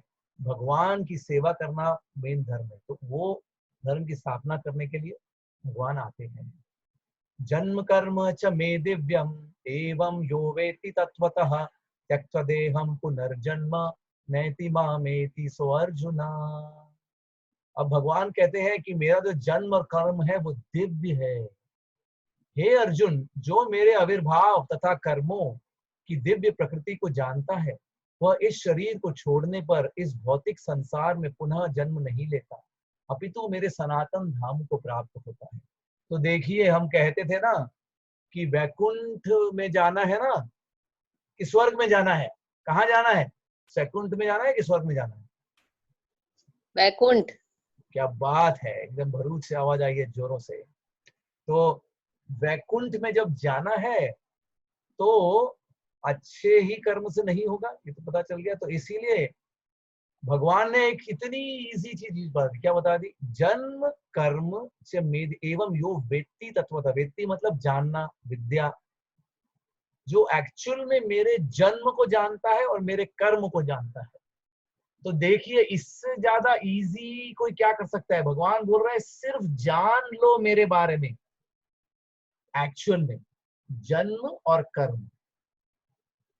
तो जब हम महाभारत देख रहे हैं, रामायण देख रहे हैं, भागवत पढ़ रहे हैं, इसको साधारण न सोचें, क्योंकि ये जब आप पढ़ रहे हो, सुन रहे हो और इसको जब आप ढाल रहे हो अपने जीवन में, तब आप जन्म और कर्म, दिव्य जन्म और कर्म को समझने की कोशिश कर रहे हो। इससे क्या होगा? त्यक्ता देहम पुनर्जन्म। जब देह को त्यागोगे तो पुनर्जन्म नहीं होगा। पुनर्जन्म नहीं होगा मतलब वैकुंठ के पास जाओगे सिर्फ जानकर। लेकिन इससे ठीक रूप में समझना है इसको। भगवान जब दिव्य कह रहे हैं तो दिव्य का अर्थ क्या है? दिव्य का अर्थ ये है, अच्छा दिव्य का अर्थ क्या है? मैं भी आज थोड़ा डिस्कशन के मूड में आ गया, लेकिन आई थिंक चलो कल हम लोग चौथा अध्याय खत्म कर देंगे। लेकिन दिव्य का अर्थ क्या है? कोई क्या कहेगा? भगवान जो कह रहे हैं वो बहुत इंपॉर्टेंट श्लोक है। भगवान कह रहे हैं कि मेरा जन्म दिव्य है। दिव्य का अर्थ क्या है? क्या है दिव्य? हम बोलते हैं हमारा भी जन्म दिव्य है।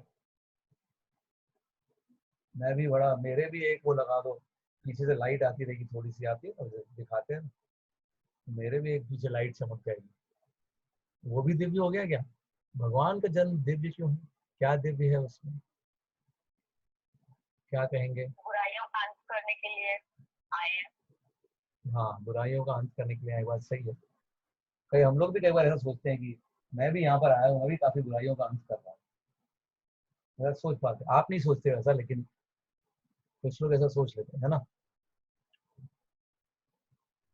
इस पहला पार्ट जो है गीता का, इस चौथे अध्याय का, इसमें फोकस आप इस चीज पर करें कि जो ईश्वर है वो हमारे से विभू है। मतलब वो इतने बड़े हैं, इतने शक्तिशाली हैं, इतने महान हैं, इतने दयालु हैं कि उनका और मेरा कोई कंपटीशन नहीं है, और मुझे उनको समर्पण ही कर देना चाहिए, बस यही मेरे जीवन का उद्देश्य है।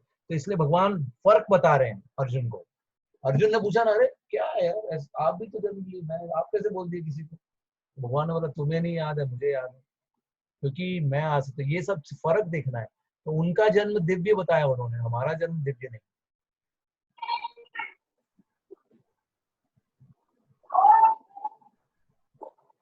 ओके, अगर कोई नहीं बोल रहा था मैं अरे वो मेरे हिसाब से तो वो जन्म और मृत्यु से परे है ना। हाँ, जन्म और मृत्यु से परे है, ये बात भी सही है।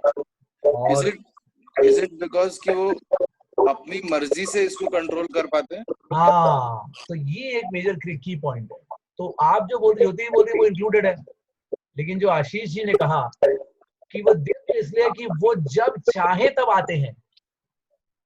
अब हम में से कौन है जो बोले कि हाँ मैं, मुझे याद है उस समय मैं सोच रहा था अब मैं जन्म लेता हूँ, तब मैंने डिसाइड किया कि अब मैं अपनी मम्मी के उसमें आ जाऊं। कोई ऐसा है यहाँ पे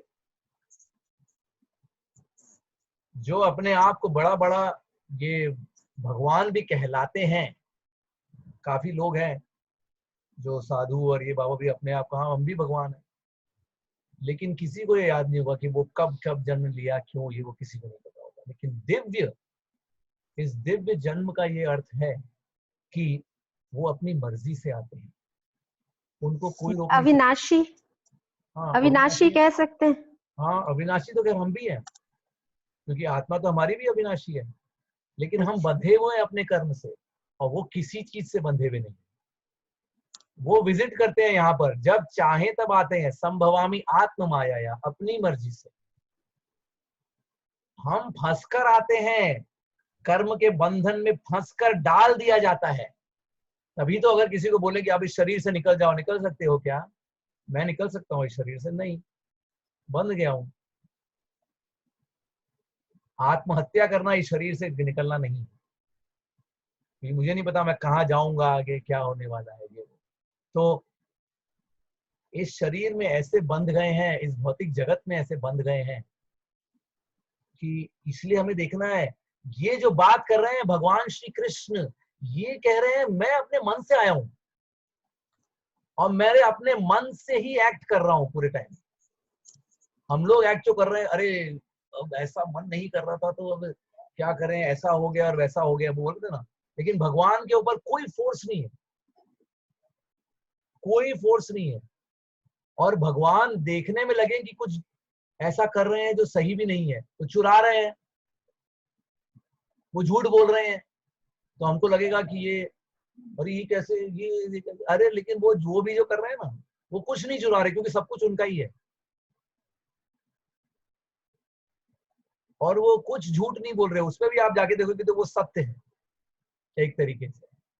तो वो जो कुछ भी उनके बारे में हमें लग रहा है, वो सबको ऑन करते हैं, सभी चीजों के वो मालिक हैं, सब कुछ उनके अंडर में है। ये दिखाने के लिए ही कृष्ण भगवान ने, क्योंकि एक जस्ट पॉइंट बता देता हूं कि राम भगवान जब आए, एक ही हैं दोनों, लेकिन दोनों एक अलग अलग से दिखा रहे हैं। राम भगवान मर्यादा पुरुषोत्तम आए तो उन्होंने तो सब कुछ एकदम रूल्स के हिसाब से किया, एकदम रूल, एक पत्नी व्रता, और बिल्कुल सही सही सही राजा, एकदम एग्जैक्ट, आइडियल आइडियल आइडियल, ये दिखाने के लिए आए मर्यादा पुरुषोत्तम। लेकिन जब भगवान कृष्ण आए तो उन्होंने उसका एक नेक्स्ट बता दिया लेवल, प्रेम पुरुषोत्तम। मतलब वो भक्तों से प्रेम का उन्होंने टॉप बताया। तो वो, क्योंकि गोपियों को मजा आएगा जब वो झूठ बोलेंगे, तो वो झूठ बोलने लगे। गोपियों को मजा आएगा कि वो चुराएंगे, तो गोपियों को वो सुख देने के लिए वो चुरा रहे हैं, चाहे उनको हम जीवन भर उनको चोर कहा जाएगा तो बोले चलेगा मुझे, क्योंकि अगर मैं नहीं चुराऊंगा तो क्या मेरे जो भक्तों को हो उनको मजा नहीं आएगा। तो ये चीज को समझने की बात, ये सोचिए भगवान कृष्ण को दिखा रहे हैं कि मैं हमारे भक्तों की खुशी के लिए मैं कुछ भी कर सकता हूं। तो मर्यादा के भी वो ऊपर जा सकते हैं, लेकिन वो मर्यादा फिर भी वो तोड़ेंगे नहीं, क्योंकि वो उस सबके ऊपर है, उनके वो ऊपर है एकदम। और उनका गोल हमेशा एक ही है, प्रेम। वो सब कुछ प्रेम के लिए करते हैं, भक्तों को प्रेम देने के लिए, बस। तो इसलिए भगवान को कोई कभी कोई ये कहेगा कि इन्होंने ऐसा क्यों किया और वैसा क्यों किया, जो भी लोग कहते हैं, लेकिन वो सब कुछ उस नेक्स्ट लेवल पे जाके वो कर रहे हैं। इसलिए जो पूरा ये समझेगा नहीं, उनको लगेगा 16,000 के साथ शादी कर ली। अरे 16,000 क्या, वो तो 50,000 करोड़ के साथ तो शादी कर सकते हैं। सब कुछ उन्हीं की है, सब लड़कियां उनकी हैं, सब पुरुष उनके हैं, सब कुछ उन्हीं का है। ये जब आप भगवान का डेफिनेशन समझेंगे तब थोड़ा आइडिया आएगा कि दिमाग थोड़ा ठिकाने आएगा कि मैं जब भगवान किसी को बोल रहा हूं तो वो अर्थ क्या है। लोग ये राम ने ये सही किया और ये कृष्ण ने ये सही नहीं किया, अरे करे आपको पता ही नहीं है। जब फर्स्ट डेफिनेशन ये आचार्य कहते हैं कि जो किए परफेक्ट है, वो आपको समझना है कि वो कैसे सब कुछ सही किए, वो कैसे सब कुछ सही किए।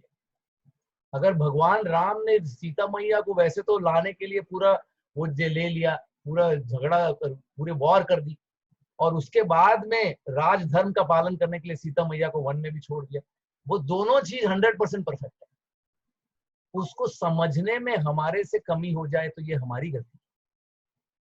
और इसीलिए गुरु परंपरा से, आचार्यों के माध्यम से भगवान को समझें, न कि कोई आके कुछ बोल रहा है ये वो, इसमें ना जाए कभी। हम लोग भी कभी ऐसा बोलते थे, ये राम ने कृष्ण ने शायद उतना अच्छा नहीं किया होगा। जैसे ही ये विचार आए, समझ लेना कि ये विचार जहर है, ये विचार जहर है। इसी की वजह से हम इस जगत में रह जाएंगे। भगवान कृष्ण ने जब कर्ण को ऐसे क्यों मारा, ये वो हम नहीं समझ पाए। इसके लिए हमें ये समझना पड़ेगा कि युधिष्ठिर को वहां पर डालना राजा के लिए उसमें, और ऐसे लोग, वो सबसे जरूरी कार्य था, ये भगवान ने समझा, इसीलिए उन्होंने सब कुछ किया। वो कोई मंडेन पॉलिटिशियन नहीं है। हाँ, ये तो आजकल के पॉलिटिशियन भी कुछ गेम खेलते हैं, तो वो भी गेम खेल रहे, वो गेम नहीं खेल रहे। उनका जो नेक्स्ट उनका लेवल है। तो ये चीज को समझना हमारे लिए बहुत इंपॉर्टेंट है। इसके लिए थोड़ा सा समय डाल रहा हूँ, जिससे कि हम इस चीज को परिपक्व, वैसे तो सीखते ही रहना है, लेकिन परिपक्व रूप में और समझें, ज्यादा समझें, इसको समझें। इसी से तो प्रेम होगा। प्रेम कोई क्या पॉलिटिशियन से हो सकता है? प्रेम किसी पॉलिटिशियन से हो सकता है कि जो आदमी कभी ऐसा करता है वैसा करता है, उससे आप प्रेम करोगे? प्रेम तो आप उन्हीं से कर पाओगे जो हर चीज में मधुर से मधुर ही है। उनमें कोई चीज की बुराई, तो मतलब वो जैसे उनका वो है रोशनी, रोशनी के सामने अंधेरा रह ही कैसे सकता है? आप कैसे कह सकते हैं कि उनमें ये भी एक अंधेरा है? उनमें अंधेरे का एक डॉट आई, क्योंकि उनका परिभाषा उनकी रोशनी है। परिभाषा ऐसे हैं, ये है भगवान। और इससे हम एक क्षण भी कम समझे उनको, इतना तिनका भी, बस यही हमारी प्रॉब्लम। इसीलिए, और खासकर के कलयुग में और लोग अलग अलग ओपिनियन लेके आएंगे, लेकिन आप गीता को गुरु परंपरा के माध्यम से समझें तो यही एक सार निकलेगा। सारे संप्रदायों का यही एक सार निकलेगा। चौथे का थोड़ा ज्यादा समय बिता दिया, लेकिन मुझे लगा कि आज थोड़ा सा कवर कर लें, क्योंकि ये एक बहुत इंपॉर्टेंट चीज है। इसके बेसिस पर अपना आगे तो एक दो श्लोक और कर लेते हैं फिर। वीतराग, चौथे अध्याय का 10वां श्लोक। वीतराग भय क्रोध मन्मया मामुप्राशितः बहवो ज्ञान तपसा पूता मद्भावमागतः। आसक्ति, भय तथा क्रोध से मुक्त होकर, मुझमें पूर्णतया तन्मय होकर और मेरी शरण में आकर बहुत से व्यक्ति भूतकाल में मेरे ज्ञान से पवित्र हो चुके हैं। इस प्रकार से उन सबों ने मेरे प्रति दिव्य प्रेम को प्राप्त किया है। तो भगवान कहते हैं मेरे बारे में जानो, और तुम जानोगे, कर्म करोगे, ज्ञान लोगे। ऐसे कर करके आसक्ति से ही काम आता है ना। आसक्ति, भय, क्रोध, इन सब से मुक्त होकर, मुझ में पूर्ण तरह तन्मय होकर, मेरी शरण में आकर बहुत से व्यक्ति भूतकाल में मेरे ज्ञान से पवित्र हो चुके हैं। तो जब भगवान में पूर्ण तरह विश्वास नहीं होगा दोस्तों, तब तो कैसे इस तरह भगवान में पूर्ण तरह लीन हो पाएंगे, कैसे उनकी शरण ले पाएंगे। हम क्यों अपने मम्मी और पापा की शरण लेते हैं? क्योंकि हमें पता है कि वो हमारे लिए सिर्फ अच्छा ही सोचते हैं। इसीलिए मैं उनकी गोद में सर रख सकता हूँ और वो जो कहें वो आंख मूंद के मैं कर सकता हूँ, क्योंकि मुझे पता है कि उनमें कोई बुराई नहीं मेरे प्रति, मतलब मेरे लिए वो अच्छा ही सोचेंगे। तो भगवान का क्या कहना, उनमें तो बुराई का कोई इतना वो भी नहीं। तो भगवान कह रहे हैं कि ये ना सोचो कि लोगों ने ये नहीं किया पहले, बहुत सारे लोगों ने मेरी शरण लेकर, मेरे जन्म और कर्म को समझकर, आसक्ति भय तथा क्रोध से मुक्त होकर, मुझमें तन्मय होकर वो पवित्र हो गए और फिर मेरे लिए दिव्य प्रेम को प्राप्त कर लिया। तो इसी चीज के लिए भगवान आमंत्रित कर रहे हैं ना, वो कह रहे हैं कि इतने लोगों ने पहले किया तो उसी तरह तुम भी करो अर्जुन। तो ये कहते हुए भगवान ने इसको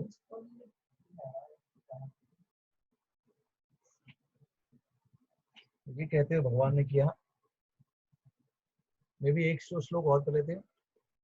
ये यथा मां प्रपद्यन्ते तां तथैव भजाम्यहम् मम वर्तमानुवर्तन्ते मनुष्या पार्थ सर्वशः।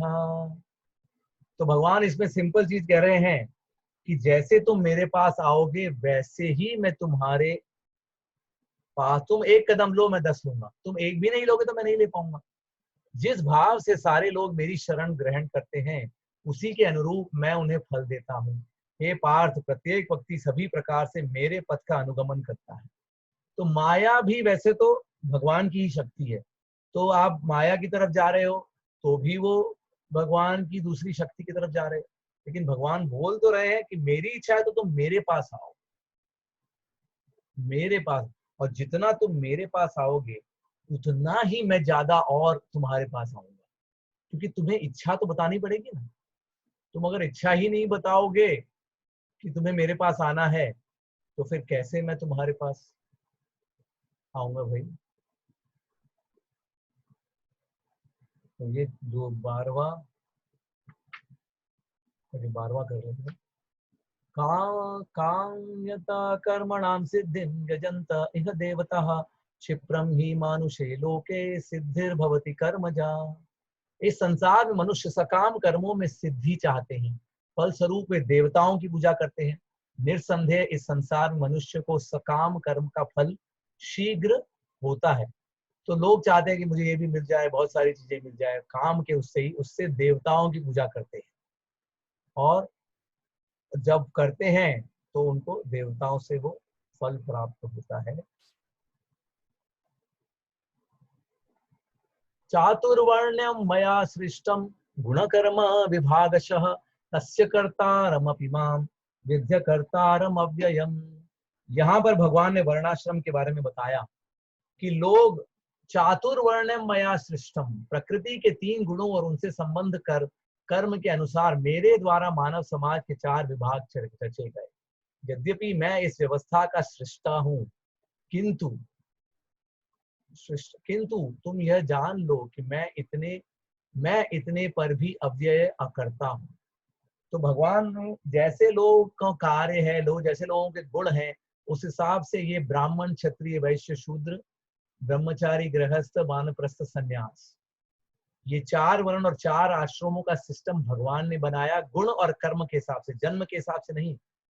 चातुर्वर्ण मया सिस्टम गुण कर्म विभाग। विभाग कैसे किया? गुण और कर्म के हिसाब से।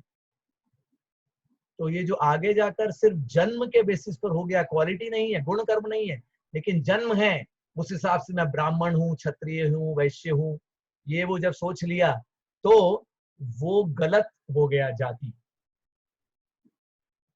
वो गलत जाति हो जाए सिर्फ जन्म के बेसिस पर। वो था कि लोग जन्म, अगर आपका जन्म एक परिवार में हुआ है जहां पर लोग ब्राह्मण के जैसा ज्यादा ट्रेनिंग हो रही है तो आप भी ब्राह्मण की तरह ट्रेंड हो जाओगे, क्षत्रिय हो तो क्षत्रिय की जैसी ट्रेनिंग हो जाएगी। तो इसलिए जन्म वैसे परिवार में लिया तो आपका चांस अच्छा है ना, वो चांस अच्छा है। लेकिन जैसे 2 माँ बाप डॉक्टर हैं दोनों माँ बाप मिलिट्री में है तो बच्चा भी फिर उस तरीके की ट्रेनिंग हो जाती है। दोनों माँ बाप वो बिजनेस करते हैं तो बच्चा भी उस बिजनेस में ट्रेंड हो जाता है। लेकिन अगर वो क्वालिटी डेवलप नहीं की तो वो नहीं बन पाएगा। और भगवान कह रहे हैं यहाँ पर कि मैं लेकिन अकर्ता हूं, मैं इन सब से ऊपर हूं। तो फिर से मुझे मत कहना कि मैं क्षत्रिय हूं, कि भगवान भी क्षत्रिय हैं, भगवान में ये अच्छाइयां भगवान में ये बुराइयां भी हैं। नहीं, कोई कमी नहीं है उनमें। नमाम कर्माणि लिम्पन्ति न मे कर्म फले स्पृहा इति माम यो भी जानाति कर्म कर्मभिर्न सबध्यते। तो यहाँ पर भगवान ने कह दिया कि मुझ पर किसी कर्म का प्रभाव नहीं पड़ता। फिर से भगवान देखिए यही चीज बोल रहे हैं, अपने बारे में बता रहे हैं, मुझ पर किसी कर्म का प्रभाव नहीं पड़ता, नहीं मैं कर्म फल की कामना करता हूं। जो मेरे संबंध में इस सत्य को जानता है वह भी इस उसमें नहीं पड़ता। तो ये चीज भगवान ने कह दी इस पर कि भैया ये न सोचो कि मेरे पर भी कर्म का असर पड़ रहा है, मेरे पर नहीं पड़ता। और जो मेरे बारे में अच्छे से जान लेगा और फिर उस हिसाब से कार्य करेगा उस पर भी असर नहीं पड़ेगा। फिर से वही बात, जन्म कर्म च मे दिव्यम। अगर भगवान के जन्म और कर्म को समझ लिया और बराबर उनको अच्छे से समझ लिया तो हम पर भी कर्म का असर नहीं पड़ेगा, क्योंकि हम उस हिसाब से कर्म करेंगे। तो आज का आखिरी श्लोक 15वां श्लोक फिर इसमें ही पढ़ेंगे। एवं ज्ञात्वा कृतं कर्म पूर्वैरपि मुमुक्षुभिः कुरु कर्मैव तस्माकं पूर्वै पूर्वतरम कृतम। प्राचीन काल में समस्त मुक्तात्माओं ने मेरे दिव्य प्रकृति के ज्ञान को जान करके ही कर्म किया। अतः तुम्हें चाहिए कि उनके पद चिन्हों का अनुसरण करते हुए अपने कर्तव्य का पालन करो। तो भगवान क्या कह रहे हैं कि प्राचीन काल, फिर से भगवान उदाहरण दे, जैसे पहले भी उदाहरण दिया ना, अरे ऐसा ना सोचो अर्जुन, बहुत लोगों ने ये किया, उन्होंने मेरी इस दिव्य प्रकृति को जान करके कर्म किया और मेरे पद चिन्हों पर ऐसे चले, तो मतलब मुझे ये जानकर वो उन्होंने काम किया। अगर तुम उनके पद चिन्हों पर चलोगे अर्जुन, तब तुम्हें अपने कर्तव्य का पालन करते हुए जब आगे बढ़ोगे, ऐसे करोगे, तब तुम भी इस कर्म बंधन से मुक्त हो जाओगे, तुम भी वैकुंठ में पहुंच जाओगे। तो आज ये चौथे अध्याय का हमने खत्म किया। और तो तीसरे अध्याय में हमने देखा, क्या देखा हमने तीसरे अध्याय में? सबसे पहले आज कि भगवान, अर्जुन ने भगवान को पूछा, आप कह तो रहे हैं कि कर्म ऐसे करें मिलिट्री रूल में, बिल्कुल बिना आलस के, बिना घमंड के, आपको सबको समर्पित करते हुए, खुद को मालिक न माने, खुद फल के चेष्टा न करें और कुछ क्रेडिट भी नहीं ले कोई चीज की। ये तो बहुत ही ऊंचा आपने लेवल बता दिया, कैसे हम चाहते हैं ऐसा कार्य करें लेकिन कर नहीं पाते। तो भगवान ने कहा कि कारण एक ही है, एक ही कारण है अर्जुन इस चीज का। क्या कारण है? कि काम है, जो काम जो वेरी नम, भगवान काम जो है वो हमारा दुश्मन अपने अंदर बैठा हुआ है। और ये काम क्या है? बेसिकली जो भगवान के लिए हमारा अंदर प्रेम है ऑलरेडी, जब इस भौतिक जगत, जब वैकुंठ में रहते हैं तो वो भगवान के प्रति अत्यधिक अत्यंत प्रेम होता है। लेकिन जब भौतिक जगत में आ जाते हैं, भगवान से मुंह मोड़ लिया, तो वही चीज जैसे दूध दही बन जाता है, या फिर एक हल्का सा पॉइजन डालो तो जहर बन जाएगा, तो वैसे ही ये काम बन गया है। मतलब मेरी इंद्रिय प्रीति, मैं बन जाऊं कंट्रोलर और मालिक और भोक्ता। तो इस काम को भगवान ने कहा कि ये तुम्हारे, ये अपने इंद्रियों में बैठा हुआ है, बुद्धि में बैठा हुआ है और मन में बैठा हुआ है। लेकिन समझो इस बात को कि इंद्रियां सबसे नीचे है, फिर मन है, फिर बुद्धि है और फिर आत्मा है। तो आत्मा सबसे ऊपर, और आत्मा के ऊपर भी परमात्मा है। तो परमात्मा से कनेक्ट करो, उससे आत्मा को शक्ति मिलेगी, बुद्धि को शक्ति मिलेगी। तो वो जब बुद्धि को शक्ति मिलेगी तब तुम आगे बढ़ पाओगे। और अपनी इंद्रियां जो सबसे कमजोर हैं, मन को मत सोचो मैं कंट्रोल कर पाऊंगा, इंद्रियों से कुछ कार्य ऐसा करो इसलिए हम माला हाथ में लेकर जप करते हैं, उच्चारण करते हैं, कुछ कार्य करते हैं, भगवान के लिए भोग बनाते हैं, कुछ जो कार्य करते हैं उसका धन कुछ भगवान को दे, ऐसा कुछ ऊपर से कुछ कार्य करें। जब वो कार्य करेंगे तो आपका मन वश में आएगा। नहीं तो इतने लोग बैठे हुए मन वश में करने के लिए, मेरा मन वश कर लूं, मन वश में नहीं आ पाता भाई। मन इज इम्पॉसिबल, बहुत ही नामुमकिन सा है उसको वश में करना। तो दो चीजें, भगवान से जोड़ो और इंद्रियों को लगाओ कार्य करने में। तो ये पहले चीज समझी। और फिर चौथे अध्याय में भगवान ने ज्ञान योग देना शुरू किया और खुद के बारे में बताना शुरू किया। सबसे पहली बात हमने सीखी कि नॉलेज को कैसे हासिल करना है, परंपरा के माध्यम से, परंपरा के माध्यम से, वरना नहीं हो पाएगा। ऐसे ही भगवान ने सबसे पहले सूर्य भगवान, उन्होंने इक्ष्वाकु ने मनु, और मनु ने उन्होंने मनु और मनु ने इक्ष्वाकु को कही। तो द मेथड इज परंपरा। परंपरा के माध्यम से मैं एक टीचर से सीखूं, जिसने टीचर सीखा ये वो। तो भगवान ने कहा ऐसे करके, और राज ऋषियों को ये सिखाई गई थी। तो ये गीता का ज्ञान हम सभी के लिए है, जो लोग कुछ जिम्मेदारी लेकर इस दुनिया में हैं। ऐसे के लिए नहीं जो कोई जिम्मेदारी के बिना सिर्फ जंगल में चले गए, वो भी यूज कर सकते हैं, लेकिन खासकर राज ऋषियों के लिए। तो अर्जुन ने फिर प्रश्न किया भगवान को, लेकिन ऐसा कैसे हो गया कि आपने सूर्य भगवान को कहा, वो तो आपसे ऊंचे बड़े उम्र के हैं, तो आपने कैसे उनको कह दिया, वो तो कई लाखों साल पहले थे। तब भगवान ने कहा, क्या कहा अर्जुन को? अच्छा, अब एक दो सवाल जवाब कर लेता हूँ। क्या कहा तब भगवान ने अर्जुन को?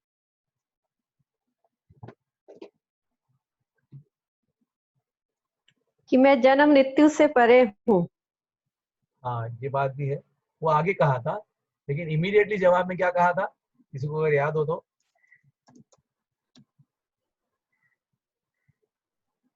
कि मैं तुमसे कितनी बार मैंने इस संसार में जन्म लिया है, तुमने भी लिया है, बट तुम उसको नहीं जानते कि तुमने कितनी बार जन्म लिया, पर मुझे याद है और तुम उसको याद भी नहीं कर सकते। बस तो यही मेन पॉइंट है। इसीलिए कोई दुनिया में ऐसा यहाँ पर नहीं है जिसको सारे जन्म याद हैं। इसीलिए यहाँ पर और कोई भगवान के अवतार नहीं है। इस समय इस दुनिया में कोई भगवान नहीं है, क्योंकि किसी को ये याद, कोई इस पे सही नहीं उतर पाएगा। हालांकि और भी कई चीजों पे कोई गोवर्धन भी नहीं उठा पाएगा, वो भी है डेफिनेटली, लेकिन इस पर भी कोई उतर नहीं पाएगा। तो ये एक बात सबसे पहले कही। फिर उन्होंने कहा कि मैं, तुम्हें नहीं याद, मुझे याद है। फिर उन्होंने कहा, क्या कहा? अपने यहाँ पर आने के बारे में कहा। तो उसके बारे में क्या कहा? कोई एक दो पॉइंट किसी को जो याद है? जब धर्म का अधर्म का नाश होता। हाँ, तो भगवान ने कहा कि मैं आता रहता हूँ किस चीज के लिए? 3 कारणों की वजह से। अपने परित्राणाय साधूनाम विनाशाय च दुष्कृताम धर्म संस्थापनार्थम। तो जब, और उसके पहले क्या गया? यदा यदा ही धर्मस्य ग्लानिर्भवति भारत। जब धर्म की ग्लानि होती है तब रहता हूँ खुद के ही मन से। तो धर्म की ग्लानि तो कलयुग में भी है। तो भगवान कलयुग में क्या किया? भगवान ने नाम जाप दिया कि मेरे नाम का जाप, क्योंकि नाम के रूप में वो आए हैं। हम भगवान के यहाँ पे अवतार की बात कर रहे हैं, नाम अवतार, नाम के रूप में उन्होंने अवतार ले लिया है। इसीलिए भगवान का नाम लेना है, क्योंकि उन्होंने अवतार लिया है। और ये भागवत का श्लोक आगे बता भी देंगे कि कैसे, इसीलिए कलयुग में यही धर्म है, हरि नाम संकीर्तन। तो ये सबसे पहली बात। दूसरा किस रूप में आए हैं? एक और रूप मैंने बताया था ना, एक दूसरे रूप में आए हैं। भागवत के रूप में आए, और गीता भी वही, गीता और भागवत। तो भागवत के रूप में आए हैं। ये भागवत में स्वयं लिखा हुआ है कि जब भगवान चले गए तो धर्म ने कहाँ संरक्षण लिया, कहाँ है भगवान? तो भगवान आए हैं भागवत के रूप में। भागवत के अलग अलग स्कंदों को भगवान के दिव्य शरीर के अलग अलग पार्ट बताए गए हैं।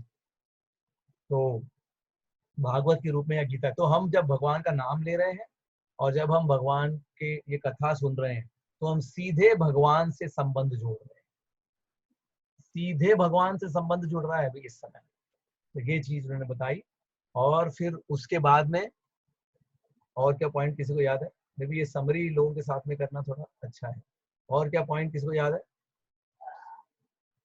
इसके बाद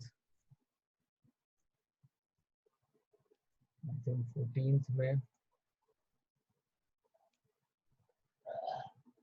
कि मैं जब आता हूं तुम कैसे वो जा जन्म कर्म च मे दिव्यम एवं यो वेति तत्, मेरा जो जन्म है वो दिव्य है और जो मेरे जन्म और कर्म को क्या करना है, हमें उन्हें जन्म और कर्म, उनके जन्म के साथ कर्म के साथ क्या करना है?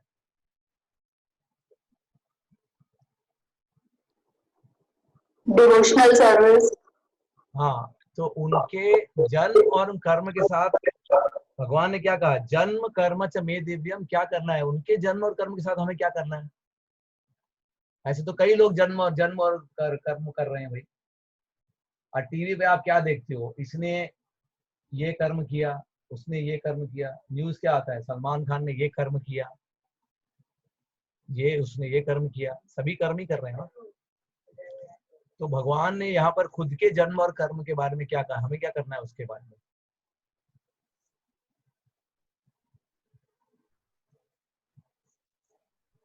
हमें अपना कर्म करना है। हमें अपना कर्म तो कर रहे हैं, वो तो सभी लोग कर रहे हैं।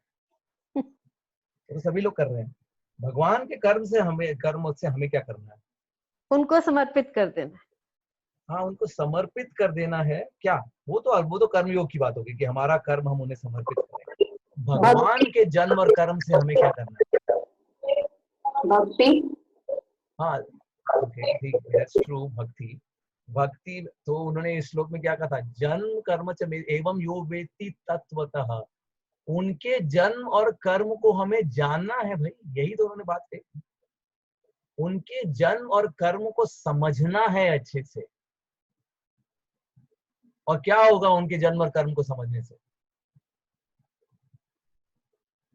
क्यों उनके जन्म और कर्म को समझना है? मोक्ष। तो तो हम लोग मोक्ष को का बदल देंगे। अभी इस गीता में हम मोक्ष शब्द को प्रेम से बदल देंगे। जहां भी आपके मन में मोक्ष दिमाग में आए तो आप उसको प्रेम से चेंज कर दें। जनरली जो कहते हैं मोक्ष, क्योंकि प्रेम में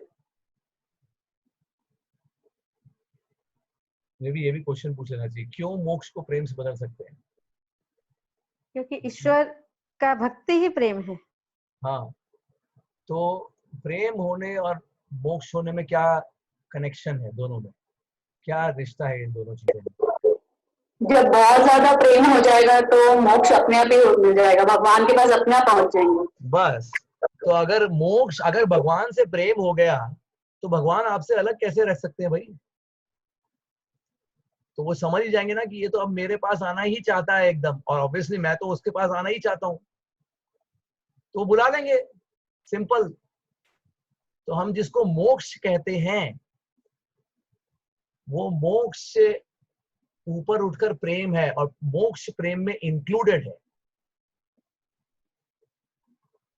आपने बच्चे को एक स्ट्रिक्ट स्कूल में भेजा, लेकिन अब वो पूरा ठीक हो चुका है, वो पूरा आपसे प्रेम करने लगा है, वो चाहता है अपने मम्मी पापा के पास आ जाना है 100%।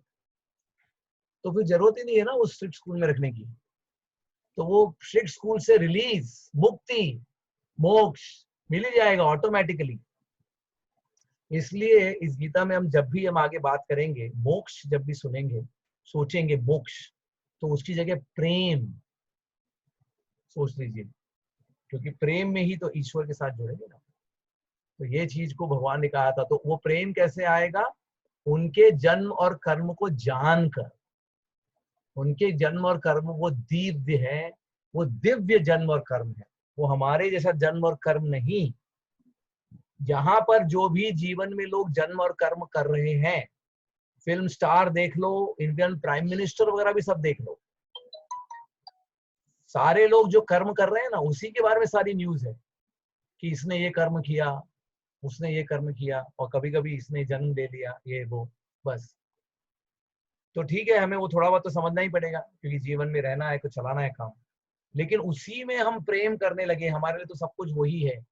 वहीं पे भगवान कह रहे हैं कि इस दुनिया के सब कर्मों में अपना सारा जीवन आपने डाल दिया, उसकी बजाय मेरे अगर तुम जन्म और कर्म को समझोगे, तो मेरे बारे में 100% जब पूरा समझने लगोगे, तब तो मेरे से कनेक्ट करोगे, तब तो मेरे से प्रेम होगा, तब आइडिया लगेगा कि भगवान कितने बड़े हैं, कितने दयालु हैं। खाली ये जानना इनफ नहीं है कि भगवान तो दयालु हैं, भगवान तो बड़े हैं, भगवान तो अच्छे हैं, वो ठीक है, लेकिन कैसे अच्छे हैं, कितने दयालु हैं, कैसे उन्होंने इस सारी सृष्टि की रचना की, कितना वो चाह रहे हैं कि मैं अपने पास आऊं, कैसे कैसे अवतारों में यहाँ पर आ रहे हैं मुझे बुलाने के लिए, और क्या क्या कर्म कर रहे हैं ऐसे अवतारों में।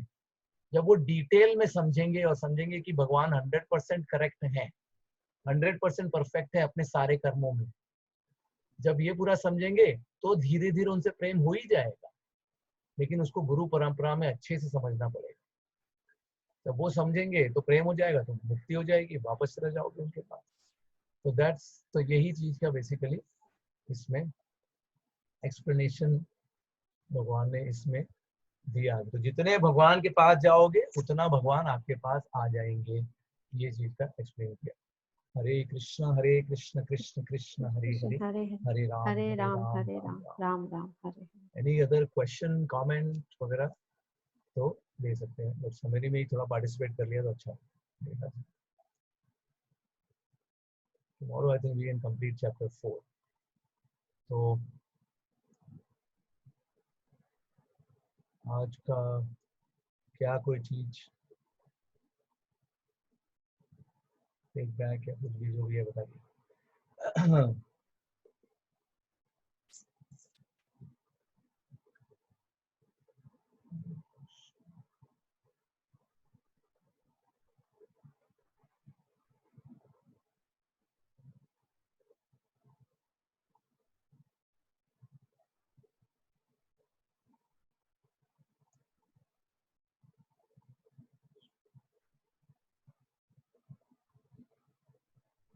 Anything? Anybody? अनुराग, बहुत अच्छा लगता है सुनने में। Thank you. बहुत ही अच्छा काम कर रहे प्रोत्साहित हो करने में बेटा। आप बहुत प्रोत्साहित करने में आप काफी उच्च स्तर की हैं। नहीं, सच में बहुत मन जो है ना, बहुत हरे अच्छा कृष्ण। फील मन में होता है। इंतजार करते हैं 4 बजे और सुने। बहुत अच्छा जरूर लग रहा है बेटा। जरूर जरूर आपका, और ये इस ऑब्वियसली आप करते हो क्योंकि आप रोज हमेशा नियम से इतना आते हो और पार्टिसिपेट करते हो, तो ये इस बात का ये सबूत है। Thank you. आप ही नहीं, आप बोल रहे ना, बड़े जो लोग होते हैं वो बहुत सारे लोगों को प्रेरणा देते हैं। यद्यद आचरति श्रेष्ठ, भगवान का आपने पढ़ा था ना, जो बड़े लोग होते हैं उनके पीछे बहुत लोग फॉलो करते हैं, तो आपके पीछे इतने परिवारजन फॉलो कर रहे हैं आप। ये भी नहीं, आपकी वजह से 1.5 घंटा ना हम भगवान को दे रहे हैं, माध्यम आपको। हाँ।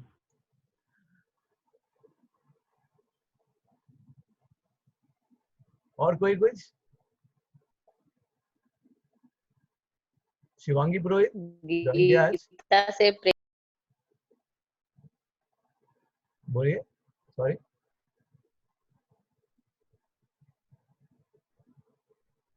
हेलो, कोई बोल रहा था? हाय अनुमा। बोलिए शिवांगी पुरोहित क्या? जी, बोलिए।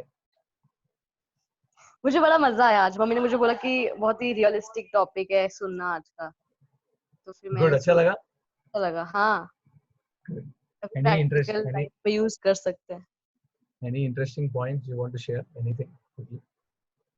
नहीं, यही वाला पॉइंट कि फैमिली बना के रखो, उनसे ऊपर कुछ नहीं। मोह माया वाला पॉइंट जो हम लोग की जनरेशन में बहुत ज्यादा है।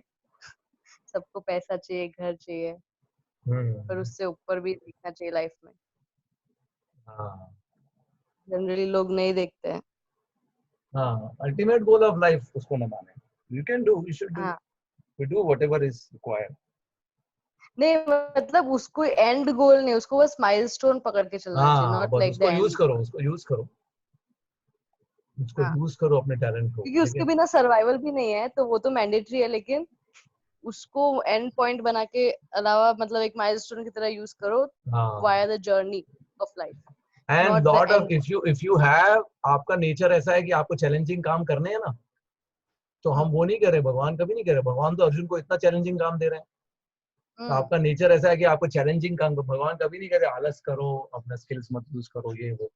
You can use those skills, और ये वो, you can figure out in a way that you can do it in somehow connecting with God, in service to God also you can do. But for that you have to correct do some daily practice to connect with God first. Right. Otherwise हम खाली मन में ही ऐसा सोच लेंगे. तो कुछ daily practice भगवान को कनेक्ट करें, फिर भगवान अलग अलग आपको अलग प्रोजेक्ट भी मिल जाएंगे आगे जाकर. You may get things, you may get ways by which you can utilize all your skills. Don't think your skills will get unused. Don't think you will gain less. But you have to do, you have to try to connect with God. Then you get the ultimate goal of love of God, and you know all the fun and excitement will also happen. That's the point, which is आपकी life नीरस नहीं होगी. ये भी एक point जिस बता रहे हैं. Thank you for sharing. Very nice. Anybody else? Anything? Or anybody who has spoken also? Anything? One last time checking. But I think today I did a little more discussion. So I think आज थोड़ा और discussion किया तो शायद hopefully लोगों को अच्छा लगा हो. कि सिर्फ खाली वर्ड्स कर रहा हूँ तो थोड़ा वो टेक अवे पॉइंट बल्कि थोड़ा कम हो जाता है, ऐसा मुझे लगा. तो मैं बैलेंस कर रहा हूँ, लेकिन थोड़ा सा वर्ड्स इंक्लूड करने की कोशिश कर रहा हूँ, थोड़ा discussion.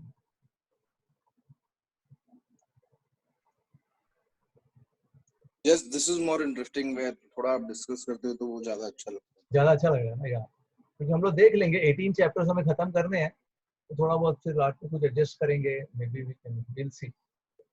We can go a little bit beyond third May also in some way that we can decide, because that anyway may not happen. 18 chapter 3 मई तक नहीं होगा, तो वो फिर हमें देख सकते हैं इस पर मेजॉरिटी की how we can do it.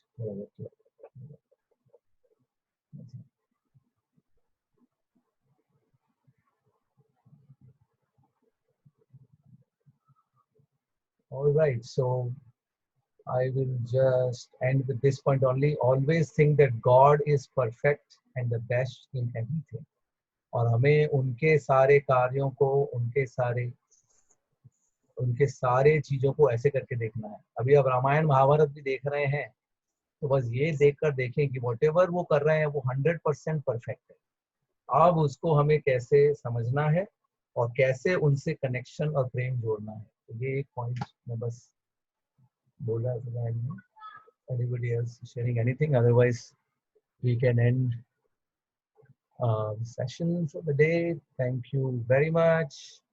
Hare Krishna. Hare Krishna. Krishna Krishna. Hare Krishna. Hare Krishna.